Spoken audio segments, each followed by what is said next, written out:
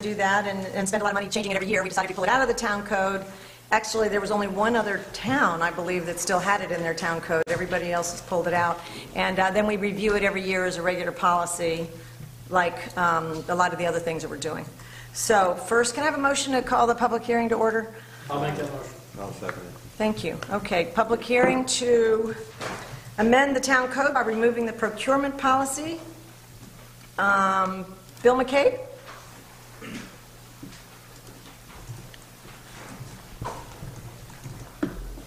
Thanks very much. From having attended the workshop meeting, I understand the rationale for removing it from the town code, and it makes sense as long as it conforms to what the state controller approves of and what the attorney says. But there's one question I have, and it has to do with an apparent, to me, maybe not, contradiction between Section G and Section H. Section G, I think, has amended some language, and Section H is the same language that was in the 1999 version of it. Let me read. G says, whenever a contract is awarded to other than the lowest responsible offer, the purchaser shall support such decision with documentation, etc. H says, in some circumstances, it is not in the best interests of the town of Unionville to solicit quotations or to document the basis for not accepting the lowest bid. In these circumstances, the individual or company must be chosen based on accountability, reliability, responsibility, skill, education, and training, judgment, integrity, moral worth, and the ability to have a close relationship with the governing body. These qualifications are not necessarily found in the individual or company that offers the lowest price. The nature of these services are such, I think there's a syntactical problem there, such they do not readily lend themselves to competitive procurement procedures. The procurement of professional services or of services requiring special or technical skill, training, or expertise fall within the purview of this section. Citizens and municipality deserve the benefit of expertise of these types of services as an effective performance in these areas, although hard to quantify, ultimately saves the taxpayers money. Right. It's rather convoluted. I recommend that you try to simplify, revise that. Right. And also, all throughout, many of your changes have to do with accountability and responsibility by requiring documentation when you don't have the bidding. I agree. Whereas this one directly opposes that, so it seems really... No, you're absolutely right. And just so you know, contradiction. Two things. One, Mr. Battistoni had emailed this week with a couple of things. Some of these are, like, we did not touch that paragraph. That's just the old language. So, and then our attorney, Mr. Battistoni, found a few things also that from the version that we didn't change, or from the original text, because we were changing and updating the numbers, more in the numbers. Right. So our approach is this, because Karina Kelly, Councilwoman Kelly, emailed me yesterday with the same paragraph. I don't know if you and she had a conversation, but she emailed all the town board and said that there was something that needed to be done. And with her recommended change, and she made a recommendation in her email, and the three suggestions from our town attorney, our approach is, which we can easily do if it becomes a policy, is in our meeting next month, we're going to do it there. And then if we see other things, we can just update, and we're going to have the discussion about this. We'll have some text recommendations, and we'll have the changes from Mr. Battistoni, and then in our next month's meeting, we're putting it on the agenda and just voting on it there. So that's the nice thing about a policy. Yeah. So you'll be able to hear. It'll come out early. Right. You'll be able to read it. That's one thing. I understand the idea behind H, that in some circumstances it doesn't make sense, but with all the verbiage here, it seems to give so many options to just avoid accountability, first of all, which I hope will be cleared up, but also, just to not, to opens up to, cronyism or favoritism or insider kind of stuff. Not that that's the case, but it could happen with language like this, and someone could justify something you don't want to happen. Well, and after getting audited, after getting audited, our one of the things, and we created that procurement explanation form, and they had recommended that we have a note to file. Anytime Yes. anytime a decision is made, especially, so it's funny you mentioned that procurement explanation form or the note to file will go in with all of these, so it kind of helps avoid that because you have to Yeah, commit to writing. right. So you'll see that next I thought month. that We'll was have really, good advice and good idea, and then all of a sudden it seemed to be voided by Section H. Yeah, no, you're right. We'll take care of it next month, and you can see what the new language looks like and comment again then, okay? Good. All right, thank you, Bill, or Mr. McKee. All right, I believe we have somebody else. Tom Beiswinger? Yeah, I basically was, Agreeing? in agreement with Bill on that, on Okay. that paragraph, that, it's kind of counterproductive to a, Yeah, to a competitive market. You want it to be a competitive market. You want to give people that chance to say that you're not going to document why, right. you're not taking the lowest bid, kind of, Or if you don't, now, our new policy is you have to document why, and we have a form for it. Okay. So you're right, we just Yeah. didn't, we didn't change that paragraph because that was right out of the code. Yeah, I understand You could that. tell. That was already in the code, so, Yeah. That's definitely, I'm glad that.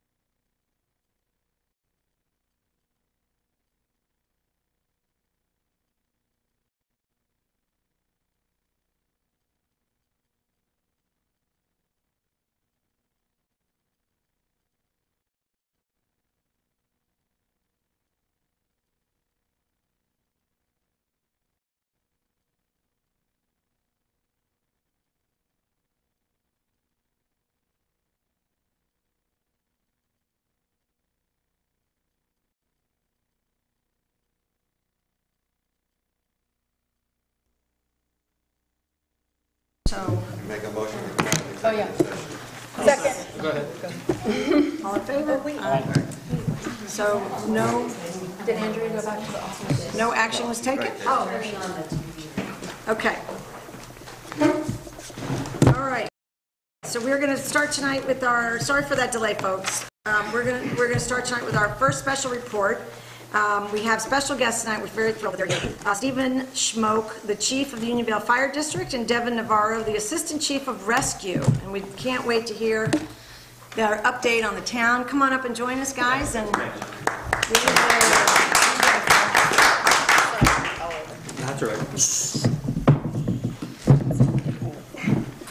First off, I want to thank, Betsy and Rick, you guys for having us here. I appreciate being afforded this opportunity to come here and speak on behalf of the fire district and just go over basically our functions and our capabilities within the town of Unionville here. A little bit about myself. I am currently the chief of the Unionville Fire District, acting chief, for lack of better terms. I'm currently the first assistant chief, but I'm acting as the chief since we don't have one right now. Devin Navarro, she's the assistant chief of rescue, and she's in charge of our rescue squad. Unionville Fire District was founded in 1952. We've been around for, makes it over 60 years. We are a volunteer organization, as you guys know. We live and die by our volunteers. We're lucky enough to have some sitting here right in front of me. Steve, Dave, John, they're all active members with Unionville.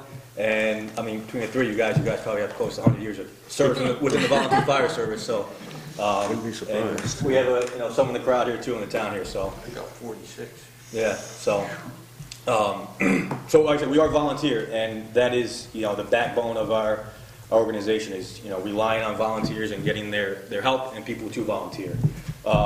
When it comes to being a volunteer firefighter, it entails a little bit of training, all of which that we pay for, we fund, we schedule, and if we do have someone that's interested in becoming a member, we take them through the appropriate steps to get them trained and the necessary courses that require them to become a firefighter. Some of the courses being, the initial one would be Firefighter 1, that is, I think, 104 hours. It's a New York State class. It's given at the Dutchess County Training Center in Hyde Park, Poughkeepsie area, out there by the college. If you don't want to be an interior firefighter, you could be a truck driver. You could be a truck driver for us to drive the fire trucks. You have to know how to pump the trucks too. That entails roughly 30 hours of training on that to become certified to drive a fire truck, plus another 10 hours of in-house training. Here in Unionville, we have two firehouses. We have one over in the Clove, on Clove Road, which is our Station 2. In that firehouse, we have two engines, which are used for house fires, initial attack for fires, car fires, stuff like that. One of the engines is capable of responding to car accidents. It's equipped with the Jaws of Life and rescue tools along those lines. We also have a brush truck, which is used for going to brush fires. And anything off-road, really. It's also used for traffic control. And we also have an ambulance at that station. Over in Burbank on Route 82, we have our Station 1, as we call it. And in that firehouse, we have one fire engine, a rescue truck, which is dedicated to rescue equipment and responding to anything involving a car fires, car accidents, stuff like that. It does have the capabilities of putting fires out as well as handling car accidents and anything requiring any sort of rescue tools. We have a tanker, which is one of our biggest assets here in the town of Unionville. It's a truck that's dedicated to holding water. It's got 3,000 gallons on it, and it is basically what is going to put our fires out in Unionville. Since we don't have a hydrant system here, I don't know if people in the town know that or not, but we don't have, we're not blessed with having fire hydrants like, maybe next door in the town over the village of Millbrook would have, or city of Poughkeepsie, stuff like that. So we have to rely on getting trucks to the scene with water on them. And one of our trucks is dedicated to just bringing water to the scene. And like I said, that's one of our biggest assets in the town here. We also have another brush truck there, very similar to the one over in Station 2. It's used for going in the woods, stuff like that. And we have another ambulance there. We have a hose truck, which is also a very special, piece of equipment for the town of Unionville. As many of the taxpayers know, the driveways in Unionville, some of them can be very long, and require a lot of hose for us to put a fire out. So this hose truck is dedicated to laying out large diameter hose to move water to a house fire. If there was a house fire in a residence that is down a very long, hard to get to driveway. And then the last piece of equipment we have there is a very, very important piece that we have. It's our side-by-side utility vehicle. It's a six-wheeler.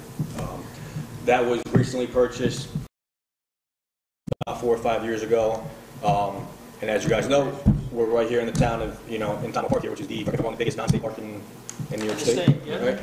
Right? So this vehicle, this side-by-side vehicle is capable of removing an injured hiker in the woods that is all the way up on a trail that's hard to get to, that we couldn't get to ourselves in a normal pickup truck.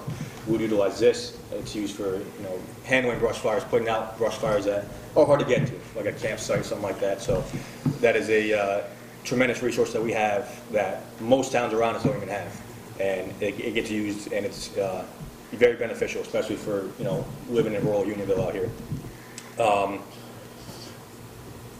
Structurally, we have 60 members, approximately 60 members that consist of fire department personnel, fire company personnel, and then rescue squad personnel and fire police personnel. The officers-wise, we have within the district 3 chief officers. We have a fire captain, a fire lieutenant. EMS, Devin here is the assistant chief of rescue, as I mentioned before. We have an EMS captain and 2 EMS lieutenants, and then we also have 5 commissioners as well, Board of Fire Commissioners.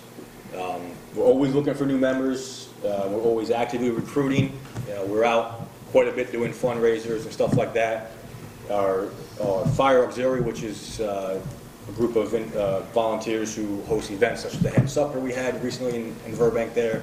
We're always, actively recruiting, because we know that if we don't get new blood in there, unfortunately, the volunteer firemen, we don't stay young forever. We do age, and there is a come a point in time. Right here in the organization. Yeah, there does come a point in time where we have to, pass the torch over to a younger generation. So, but we're always out there doing fundraisers. We'll be here tomorrow night for the fireworks, helping with EMS and fire for that. Just be cautious and be careful up there, just in case there is an incident. Hopefully there isn't. There shouldn't be. And that is it for my fire side of it, and I'll let Devin speak on the rescue squad. As Stephen said, thank you for having us. It is our little commercial that we are always looking for volunteers. It's really, it's rewarding inside to be a part of the fire district and to be a part of rescue and volunteer and help our community. So I just wanted to touch on a few things that Rescue Squad, which is, a division of the fire company. So every member of the Rescue Squad is also a member of the fire department. So they're trained as well. They could be interior, they could be exterior firefighters, but they also are New York State certified EMT, which is about 200 hours that we, over the course of a 6 months period, we send you to Millbrook. The Millbrook Fire Department has training for all members of the county to become EMS, and then you're New York State certified if you pass your exams. So Unionville has, so we do have 22 people on our roster for the squad. We have currently 12 EMTs, and what we do a little different here, we have a really excellent, Unionville has a really excellent response rate.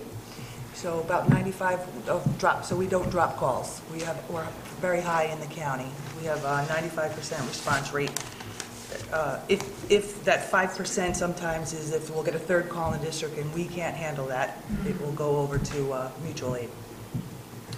But what we do that sets us apart a little different from some of the other towns is that we have the ability. We are all BLS certified, and we have the ability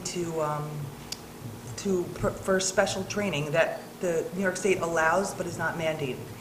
So what we've done, and I really believe that we're cutting edge, because we took it upon ourselves to have special training for, and I won't bore you with our exciting things, but AED and CPAP and glucometry and Narcan. Great. So we are certified, and also 12 lead epi albuterol. So not every volunteer department or even paid services, if there's a medic on board, they can provide all of that. But if they're a regular BLS provider, they do not all have that ability to do that unless they do special training. So we've done that. And it is great because we're 35 minutes to the hospital, to anywhere, whether it's Vassar or Mid-Hudson. So, we believe in we want to help our neighbors and our residents, and the more training we can offer, we've taken it and we've done it, and we're very proud of it. So, That's great. yeah, I want to touch on Narcan just quickly, Yeah. because I actually occasionally I'll work for a paid service, and I cannot administer Narcan because with that company. So it's very it's exciting. It's an epidemic. There's an issue there. It's a well-known Dutchess County epidemic of opioid, and Narcan is a way to reverse that. And the saves of lives and it happens here in Unionville. We've had a few Narcan saves this year, right in Unionville. It's everywhere. It's every race. Tell them how many people have died from heroin. I know. I was investigating the opioids. So it's not only heroin, which you would think. It's prescription drugs as well, in 2015. In the United States, more people died of opioid overdose than in Vietnam. So 58,000 people died over, which was staggering, and then it was worse in 16. So 2017's numbers are not out yet, but it's the county is very very strong in education, and we can give you some information actually, because Unionville. People can come out from the from the county, and they can really educate some of. It just might be a nice idea for you to have some people come out. I can give you the department that can. Okay, that'd be terrific. Because people do need just to be aware that it is. It doesn't matter of your income level or where you live or what your house looks like, or it's happening, and it's happening everywhere. So that's what we do. So Could I ask one thing? Yeah.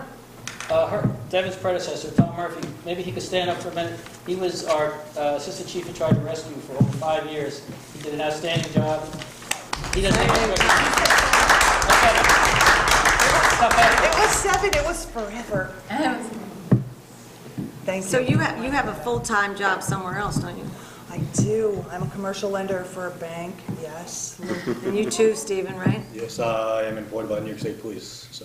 Oh, that's fantastic, and you give all this time to the town. We really... We do. But we enjoy it. We have a lot of fun. And just to touch on also what Stephen said, we do train everyone. We provide training, supplies, gear. All expenses are covered, and you get a good feeling out of it too. Well, you also have a really nice group of people, and what I think is if you're on the outside looking in, if you would ever be remotely interested in doing something like that, you're going to associate with a really nice group. You guys seem to take good care of each other. It's a brotherhood, I would say. You see that with NYPD or FDNY, and we're the same way. Really, we all support each other. Something happens to a family member, even with disagreements, they're all put aside, and we really stick together. Yeah. It's absolutely a team. Absolutely a team. So. Well, we're thrilled to have you. I just have to ask you a basic question. Yes. You got to explain it to the rest of us that aren't in the know. Fire district, fire company, fire department. I saw that on your website. I get confused. So could you just lay that out for us? Johnny could probably enlighten a little more on the that. proper way?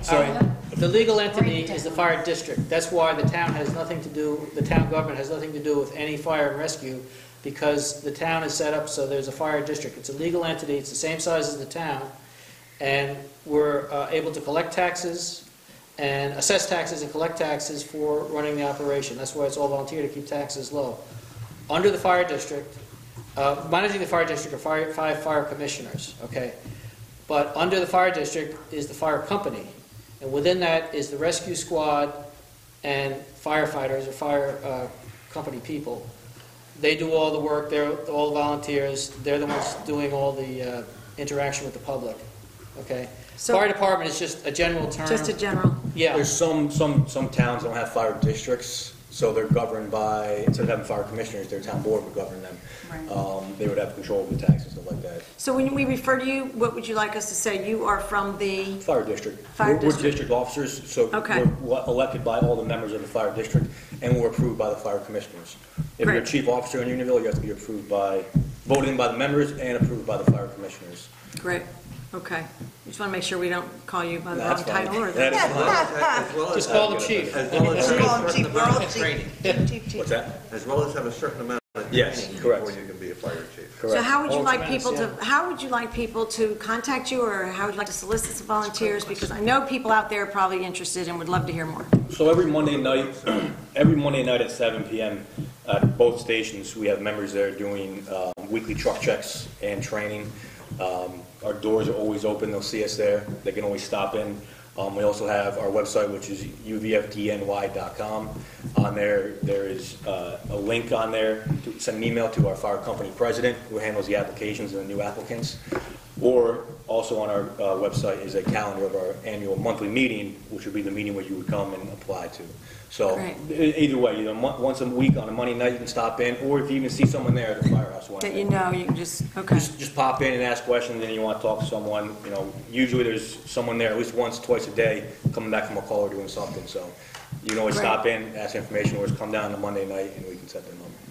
Well, we're thrilled to have you here, and we hope more of our people volunteer, because it's a great group, and you're certainly helping all of us, so we can't thank you enough. Thank you. Thanks for all the hard Thank work. you so much. Thank you.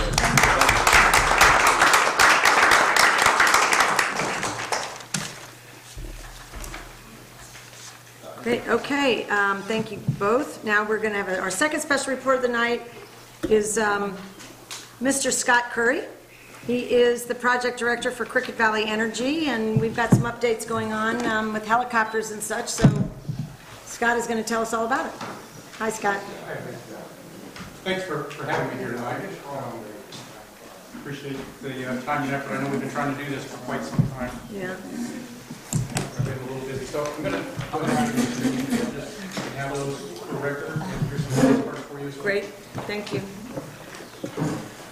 Wait for this to warm up. It's kind of hard to follow a presentation like that. The volunteer efforts they do are fantastic. Isn't it? I know we rely on them on our project side, but our contractors reach out to them, kind of keep them informed. So they do a great job. That's great. So I'm here tonight, as Betsy said, I'm Scott Curry, I'm Project Director with Cricket Valley. It's an honor to be here and just talk a little bit about the project. I've been having a blast on this project, and anytime I have the opportunity to just talk about what we're doing and answer questions is a highlight for me. So thanks for having me tonight. You take it off. I've never been told you can't hear me, so if I need to speak up, just let me know. It's for the TV Do you need recording. to hold it? Yeah, let me sneak it under the table. It'll pick up better. Okay. I'm just trying to stay out of the way of the... There you go.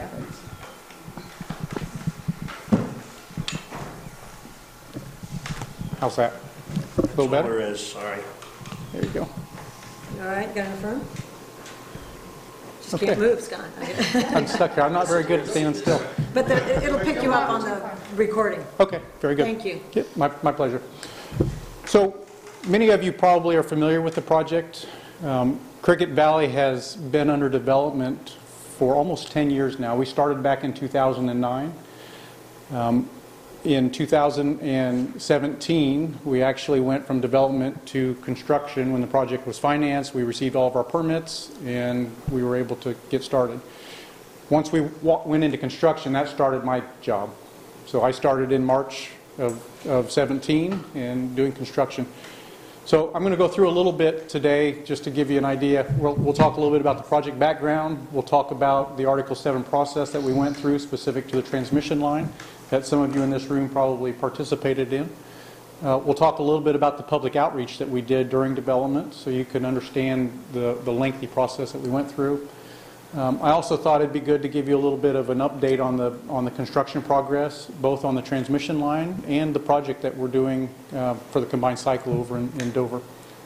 And then at the end, any questions that you might have, I'll try and answer them for you.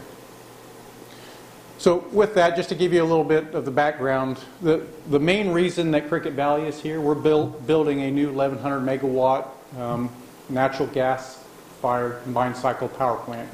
So we will be generating 1,100 megawatts of electricity that will go out on the grid. So you may ask, well, what's that have to do with Unionville? Because we're building the power station over in Dover. Well, what it has to do with Unionville is we're required by NYSO to install a new transmission line that runs from the plant all the way to Pleasant Valley. There's 14.6 miles of new transmission line that's going in. It crosses LaGrange, Unionville, Pleasant Valley. And then we're also doing some reconductoring that goes east from the plant over to the state line. And then in Connecticut, there's reconductoring work that's going on there as well. So that's a lot of the work that you see in your area. For those of you that have access to see the right-of-way, you see all the work that we're doing in there with the tree clearing, foundations going in. You're probably seeing helicopters flying now. You'll soon see structures going up. So we'll talk a little bit about that today. You may also ask, why are we putting in a new transmission line if we're building a power plant? And the reason is, when we were in development, it was known that the 1,100 megawatts was going to be needed in the future for load for New York State. NYSO was going to need it to dispatch across the state for all of our homes and businesses. And the Con Ed line that's in the current right-of-way is 50 years old. It's very reliable, nothing wrong with it. It just, when they have to have maintenance, that corridor gets shut down. And if it's shut down, then our power plant would not be able to put power out onto the grid. So part of the agreement with us building the plant was we would also install a new transmission line that would be there for redundancy, so that if they did do maintenance on either one of the lines, you could still stay in service. So that gives you a little bit of background of why the new transmission line's going in. The whole idea is to help keep the system reliable and keep your lights on at home, because we all like our power. Everybody likes to keep their phone charged. The other thing that I might point out is we didn't purchase or procure any additional easements or land to run this new transmission line. It all runs within the existing Con Ed right-of-way. So it's just adjacent, just to the south of the existing transmission line. A lot of people that I talk to think that we've taken over people's properties and done that, and we haven't. It's all right in Con Ed's property. So I mentioned we started back in 2009. The momentum started picking up in December of 2013 when we finally received some of the approvals from the state to move forward. And that, in December of 13, is when we actually filed our Article 7 application with the state. And what the Article 7 application is it's actually the state permit that allows us to build the transmission line. Without that, we wouldn't be here and we wouldn't be building a power plant. So the Article 7 application, as I said, filed in December.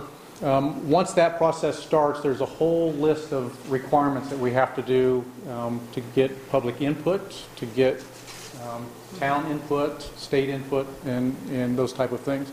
So we actually started public hearings in August of 2014, so 4 years ago. We worked with the Public Service Commission to develop a joint proposal. And then we also had recommendations by the administrative law judge, the ALG, in January of 2016 that we had to incorporate into the project.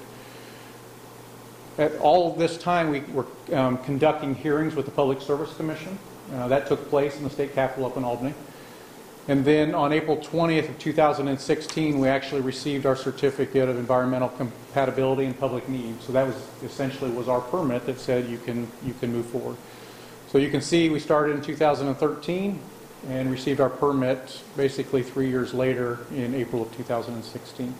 That whole process, again, we reached out to the public, got quite a bit of feedback. I'll talk about that here in a second. I wanted to show, you can kind of see here on the picture. So the plant is here in Dover. Pleasant Valley's here. And to give you a general idea, this is the right-of-way, the Con Ed right-of-way. So this is the eastern edge of Unionville, western edge. Sky Acres is here at almost the western edge of the Con Ed right-of-way in Unionville. So this whole section is the impact that it has on Unionville. We're running about 22 structures within Unionville. It starts at 24-1, which is located literally right here, and 46 runs all the way over to Chesterfield Road. Just for reference, you can't see it, this is 82 right here. So to give you a little bit of idea of the public outreach that we conducted, we had several legal notices required to go out in all the community newspapers, so the Poughkeepsie Journal, and I'll show you a list of those here in a little bit. Letters went out to the 3 town supervisors. We had public meetings. We had a website at the time, so any information that you might want to see or any discussions, updates were all located on the website. We updated, I think there were quarterly newsletters that we sent out. I was looking on your board while you were in executive session, and I see one that's still hanging up there, so that seems like it was working.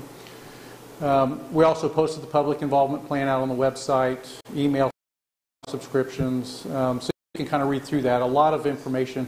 One of the things that I thought was very beneficial for the residents is just the email blasts, postcards, mailings that we sent direct to people's homes. And we received a lot of questions and good feedback from that. And the information that we received during this process actually was then incorporated into the final project. There was, and you can go out on the website and see that. There's lots of notes from the meetings and the people's feedback that we received, and then what we did to incorporate that. Here's a list of a lot of the media outreach. You can kind of see all of Dutchess County and down into Putnam County. We tried to make sure that we got all the local newspapers so that we could reach as many people as possible. So you may ask again, what are some of the benefits from the transmission line that are going in? And this is specific to the transmission line. It has nothing to do with the power plant that's going in. I tried to tailor it to what impact it has on Unionville. So one of the big things is we're installing a $55 million transmission line in the Con Ed right-of-way, and basically providing redundancy and reliability to the system grid right now. There is absolutely no cost to the utility customers or to the taxpayers. So that's $55 million of private investment that we're putting into the community. We're utilizing as much local labor as we can. We are 100% union, so all of the craft labor is coming out of the halls. A lot of the contractors are hired locally where we can do that. We're also making a lot of our purchases locally, so a lot of our investment is being invested right back into the community. As I mentioned, the benefit of the increased transmission capacity will have huge benefit back to the NISO. Will that electricity be used within the area here, this town and surrounding towns? So I'm probably not the right person to answer that. I can tell you I'm asked that frequently, Okay. and there's probably a lot of articles out there. What I will tell you is we're putting the power out onto the NISO grid. Yeah. And so it's a 345 kV transmission line. And the way that works is that power is distributed wherever the local distribution is needed. Okay. So you have NYSEG, you have Central Hudson. Right. Okay. Those type of distribution companies purchase it. There are times that it goes into New England. There's probably times it's going down into the So state. theoretically, if we needed it, we would be using it. Yeah, it's basically where the need is. NISO will make sure that it's distributed accordingly. And that's the whole reason for the upgrade to the transmission line, is to make sure that we have reliability to feed some of the local grids here. Also, I'd point out, while we, Cricket Valley, are installing this transmission line and paying for it, before we put it into service, we will transfer ownership to Con Ed at no cost. So they will continue to own all of the transmission lines and operate them. So any questions on any of that? I'll pause here for just a second before I talk a little bit about the construction. I got one more question. Okay. How loud is that generation plant? Will we be hearing that in Unionville? No, I don't believe so at all. It's low. I can hear the train in Dover. Does it mean it's low? Well, we are required to follow the noise ordinances in Dover, so I can tell you we will be within the town of Dover's noise ordinance. Okay. I'd be remiss to say that you definitely won't, because I just can't answer that. Okay. I know the train's very loud. What's the energy source? Natural gas. Great questions. Any others? So I'll talk a little bit about construction. So again, this is a construction update on the transmission line. I'll give you a little bit of an update on the power plant here in just a second. So this is work completed to date. And as many of you know, we've made really good progress. We started work last year and cleared out a lot of the trees before we got into the moratoriums for endangered species. So most of the work started. We completed the right-of-way access. There was a significant amount of work that we had to do to just improve access roads. We removed the trees, as everybody knows, to make room for the transmission line. We put in our work pads. The work that's going on right now, we're installing the foundations. So the foundations, you can imagine these towers are very tall, as you've seen one of them probably in Dover. Some of them are 140 up to 165 feet. So in order to support that, we've got a pretty good foundation going underneath it. That foundation is made up of micropiles. So these micropiles drill into the bedrock. They go down about 40 to 60 feet depending on location. In 9 locations we have drilled piers. So these drilled piers are 7 foot in diameter, basically concrete caissons, and about 35 feet. On top of the micropiles, so you can imagine, you can kind of see them over here, it's an 8-ring grouping of piles. So you imagine an 8-inch diameter pipe, if you will, drilled down into bedrock, and then they fill that with grout. On top of that, you'll have a concrete pile cap that will then support the tower. So we're in the process of putting all of that in right now. Back in the spring, we completed the reconductoring. I mentioned we had to do reconductoring from the plant to the Connecticut state line. That work was done and is now complete and turned over to Con Ed. Unrelated to the transmission line, but you might find it interesting, we also completed the gas lateral construction that goes to the power plant. It happened to be in the right-of-way. We did that during the same outage. For those of you that like to pay attention to the endangered species, which we do, we have quite a few environmental monitors out on the right-of-way that make sure that we don't endanger or harm any of the endangered species.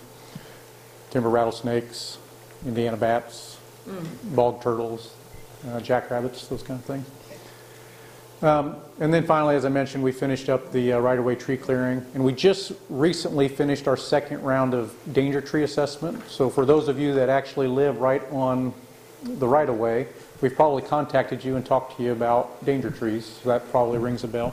For those of you that don't, and you ask what's a danger tree, it's essentially a tree that's off of the right-of-way, but it is either starting to deteriorate, it's got a dead limb, maybe it's leaning, and it has potential. It's a tree that's going to take out your power, right? That's exactly right. It has the potential to fall into the transmission line or cause problems with doing maintenance on it, and we're required by state law to take those out. So you may ask, what are we going to be doing over the next month? And just to give you an update, our intent now for the month of July is to finish the concrete pile cap construction, the micropiles, and the drilled piers. Starting in July, we will actually start installing towers. By the end of August, all of the foundations will be complete, and we will be 100% installing towers. So for those of you that have started to see helicopters, and I know, Larry, you showed me some pictures, that work just recently started on June 4th. It will continue now through the rest of the year as we need. There's only a handful of sites that we have helicopter work.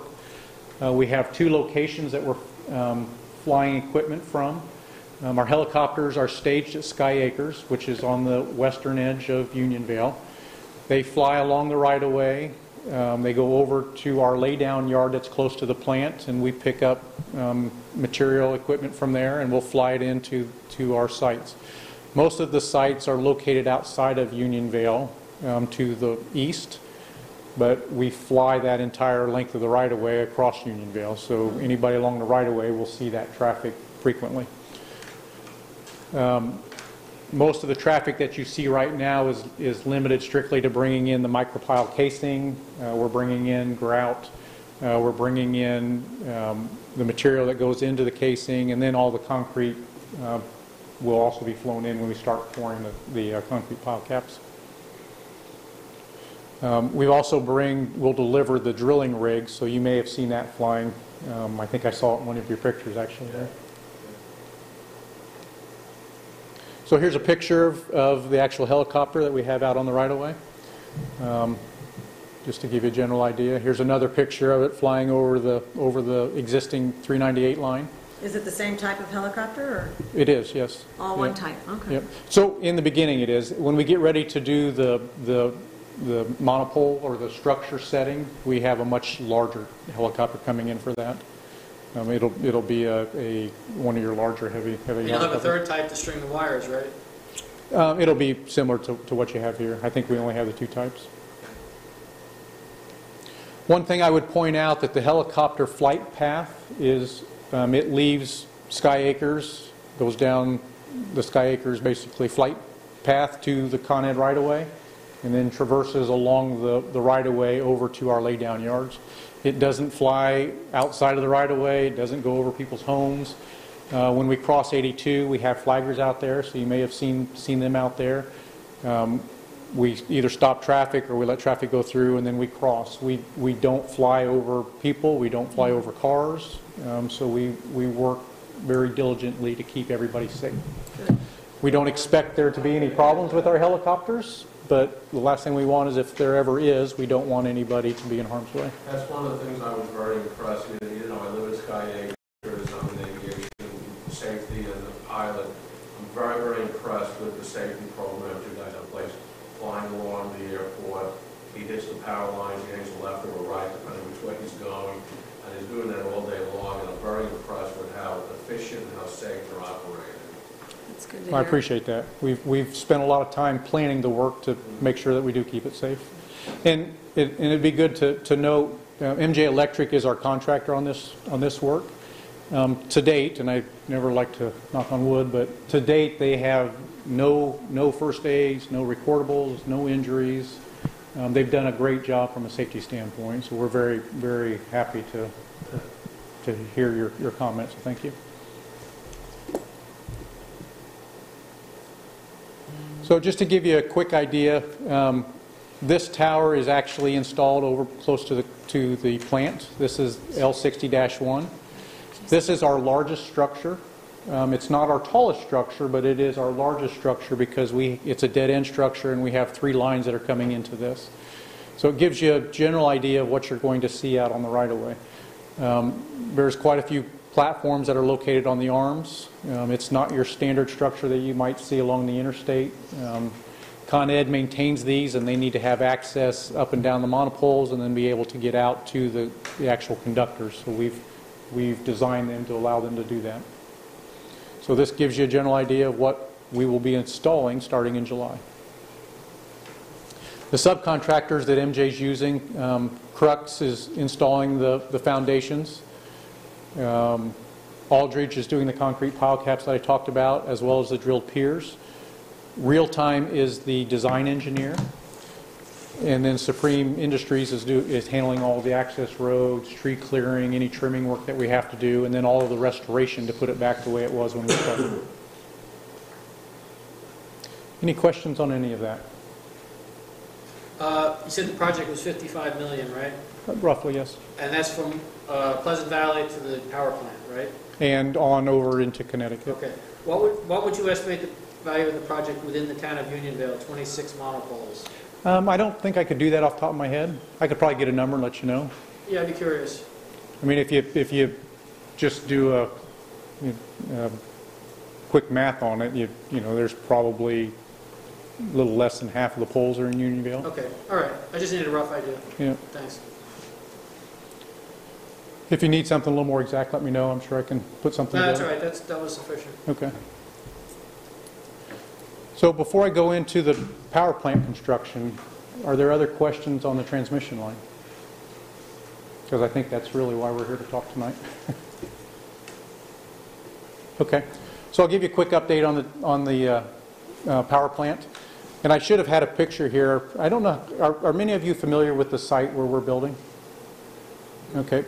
You are? Okay. So you probably realize what this used to look like before we came in. It was the old munitions plant back in the 40s. It sat dormant for quite some time. Then they had a tire recycling facility in there that caught fire in 1996, I believe. Mm-hmm. And then just sat there.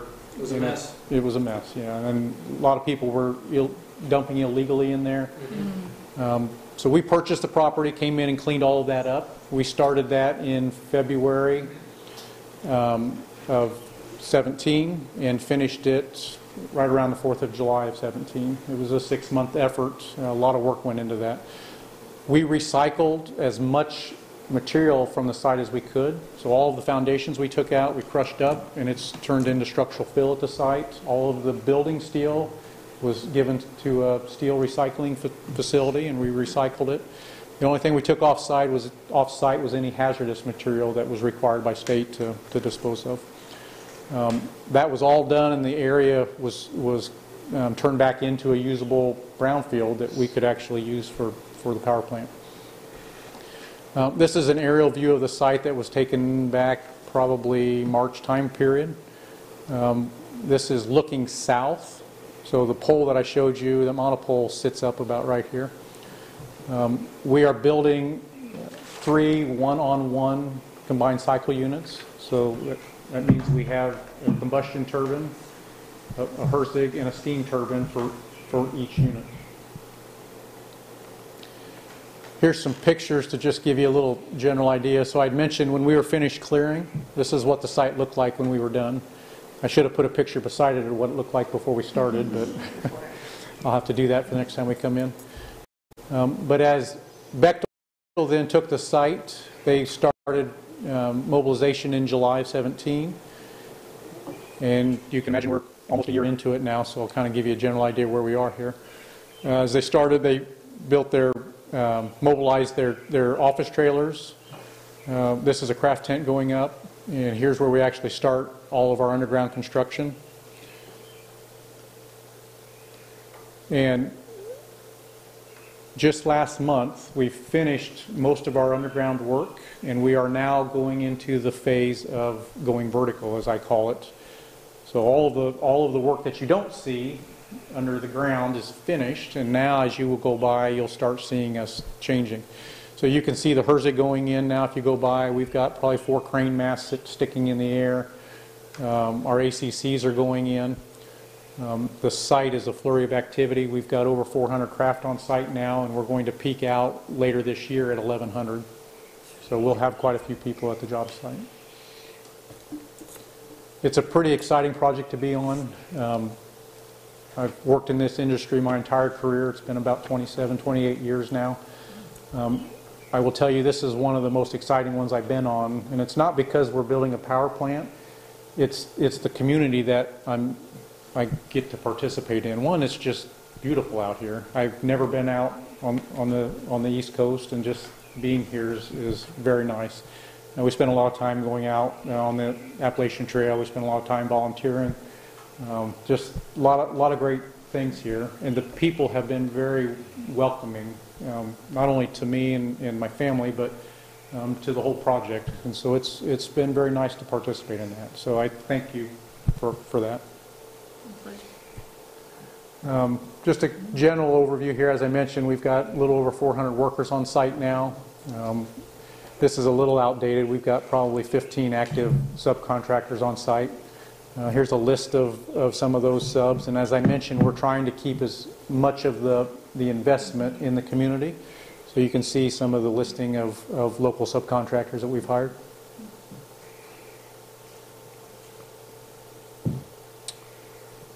And that's it, unless you have some questions. So, just curious, is this tying in eventually with the project in Middletown, New York, to build a plant there as well? They are completely independent of each other. We have nothing to do with it. I'm sure when that plant goes live, it'll feed the same grid that we feed. Same grid, that's right. Program. Correct. It's on a different transmission line, but they all tie together. So I know we're running behind, so we're rushing, but just in the town of Unionville, the questions that we've gotten sometimes are, there are people that'll signs that say Cricket Valley on Chestnut Ridge Road up there by your thoroughfare there, and then there's some on North Clove.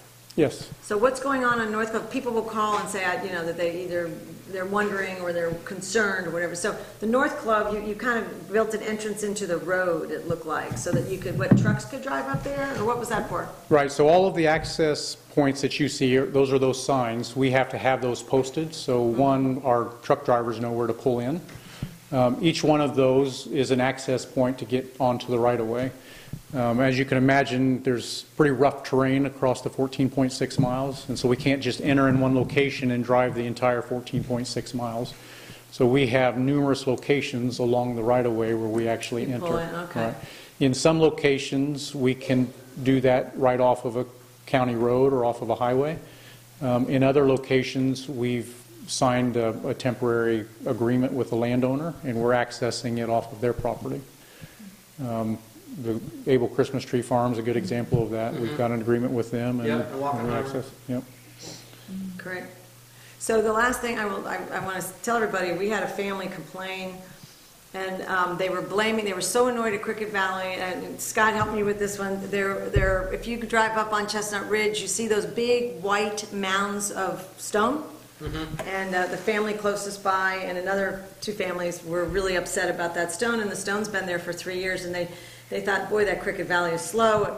But why are they? And so Scott explained to me those are Con Ed stones that Con Ed put there, and that has nothing to do with Cricket Valley. So that clears you of all that bad PR you were getting from those local families. Guilty by association. Yeah, they all thought it was you, but it wasn't you, and so now we have to talk to Con Ed in hopes that they will flatten out those big mounds or get better colors or something. I tried to get Con Ed to let us use that stone so we didn't have to haul it in, but we didn't go for it. No way, they already paid for it, right? That's right, yeah. I have one more question. Okay. When Iroquois put the pipeline through, there was grant money available for the towns that went through to kind of offset some of the environmental activity.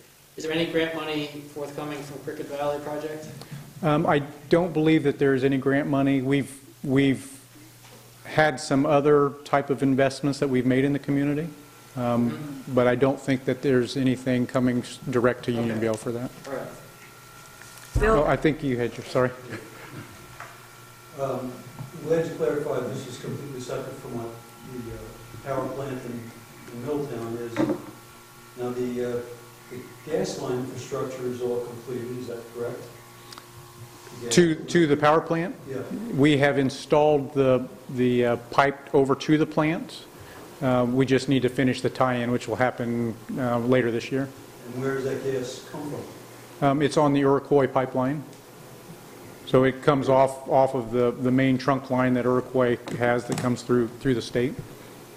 So it's the same natural gas that is, yeah, it's basically all the same natural gas that goes to people's homes and businesses. Thank you. My pleasure.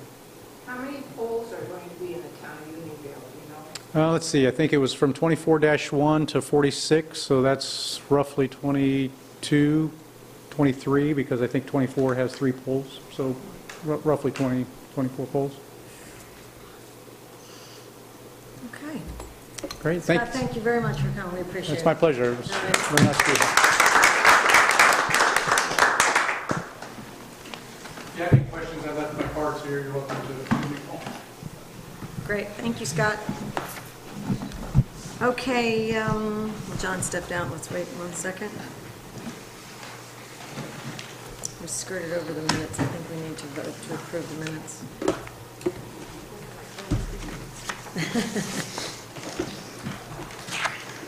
John, we need to approve the minutes from the May 17th meeting, so can I have a Yes. motion? I'll make a motion to approve Any second? May 17th minutes. All approved, is it all in favor? Aye. Okay. Unanimous decision to approve the minutes. Good job, Andrea. Okay. Town supervisors report, let me go through some of the things. Our monthly cash flow report looks good. Our building department had a big month this month. He's been working very hard. We're still about 78% year-to-date. For the month, we were at 47% of our budgeted expenses, so they're doing a really good job of watching expenses. And for the year, we're at 78%, which is great. Our net income for the month was below 100% because the big check that we normally got is going to go into the month of June, and it was last year, it came in May, which was a mortgage tax receipt. So that's going to show up in June this year. But for the year, we're still at 102% of our income, so things are looking good so far. You know, it's not even July yet, but we're working our way through some good things. I also wanted to mention we have, as you guys may have heard from previous meetings, we are using paychecks and are in the middle of implementing a professional payroll service, which has some quirks involved with it, but we're almost there. I think another week and we'll be good, right? So I think we're going to be good, yeah. And I think it's going to help all the employees because of the bells and whistles that this program offers us, and we're very excited about it, and it'll help with year-end reporting and everything. So we'll keep you posted, but so far so good. We did make a change in our insurance broker from the previous firm to actually a Paychex as a brokerage firm, and we decided to work with them because withdrawing the money out in the payroll process was easier with them. And also this woman came in and met with all of the insured employees that were available that day and just had phenomenal suggestions for our employees within the exact same plan. And what they had been getting for this year and last year had been, okay, everybody's in the plan, we're all going to give everybody the exact same thing. And I don't think anybody realized there was some flexibility even within that plan that could have been better tailored for our employees. So we were thrilled with this person's recommendations, and so we're trying a new brokerage firm. Our SAM grant, I wanted to give the board an update. We paid the $55,000 to pay for the paving around the building. And we have the quicker way to do it apparently is you pay the bill and then we'll get reimbursed. So that process, we sent the paperwork off. We should be reimbursed soon. I'll let you know when that gets here. Also, I wanted to mention that in January, I'm talking fast. If anybody has a question, put your hand up.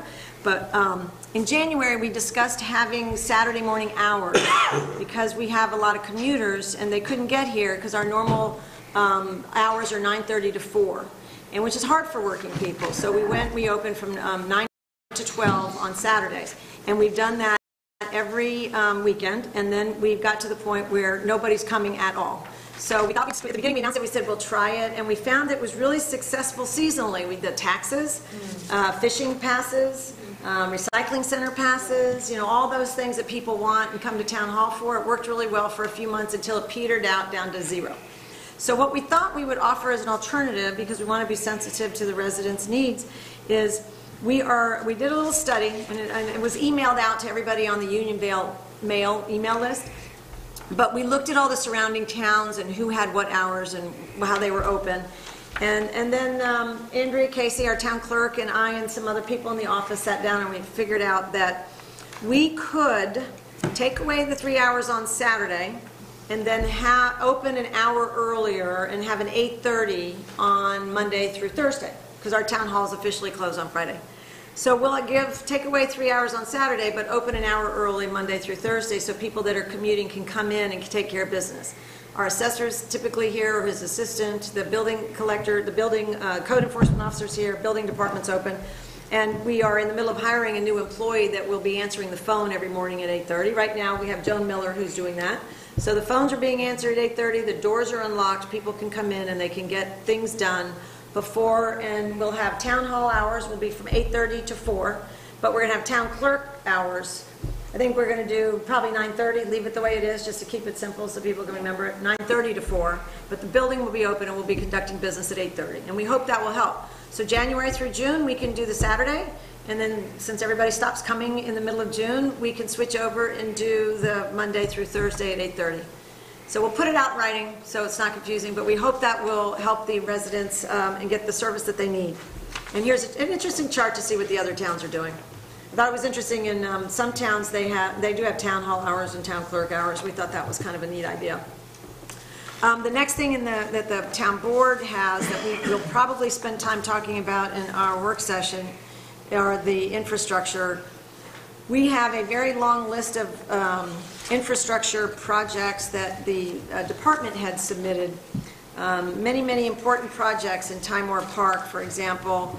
1, 2, 3, 4, 5, 6, 7 particular buildings in Timor Park have serious need for roofing improvements. We've got a problem, we've got to take care of our dam, we've got a bridge over there that needs help, all the wooden door, the garage doors in the long barn need to be replaced. We need to evaluate the fire suppression system.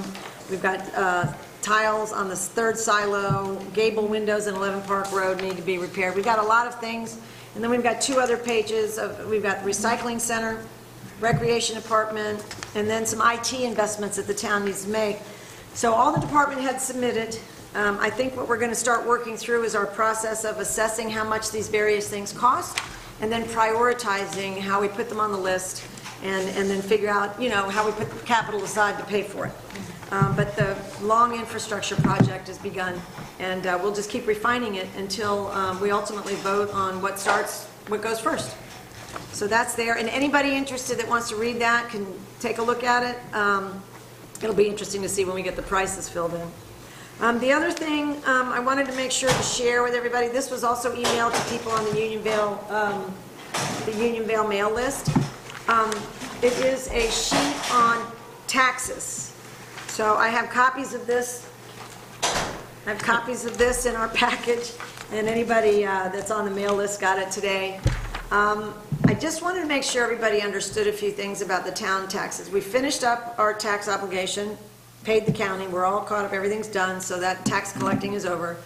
But our total warrant is $5.2 million, and then we give the county their share, we have our share, and then we pay out the Unionville Fire Department, we pay the Highway Department, and we have a Burbank Meadows Drainage District that we pay out.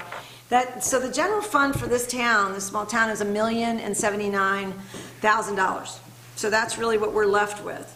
Now, one of the things, there are 2 things I wanted to point out to people, and one is there are still $307,000 worth of unpaid taxes. And what happens with unpaid taxes, everybody's supposed to pay them in February. Now, if you wait till March, you get a 2% penalty. April is a 3%, May is a 4%. But at the end of May, we have to send all the leftover people, you know, the things that haven't been paid to the town. That goes to the county. And then the county charges 5%.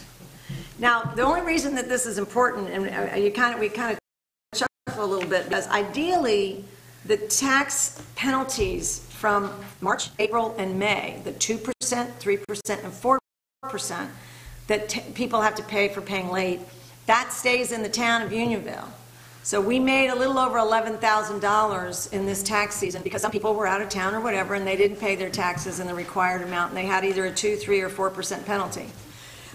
We hate to see it go to the county and have the county collect 5% from our residents, and none of that, you know, so they'll we collect get over 15 grand on the 307,000. Yeah, and we won't see any of that, and our people, ultimately, these residents will have to pay it. Obviously, we all have to pay it.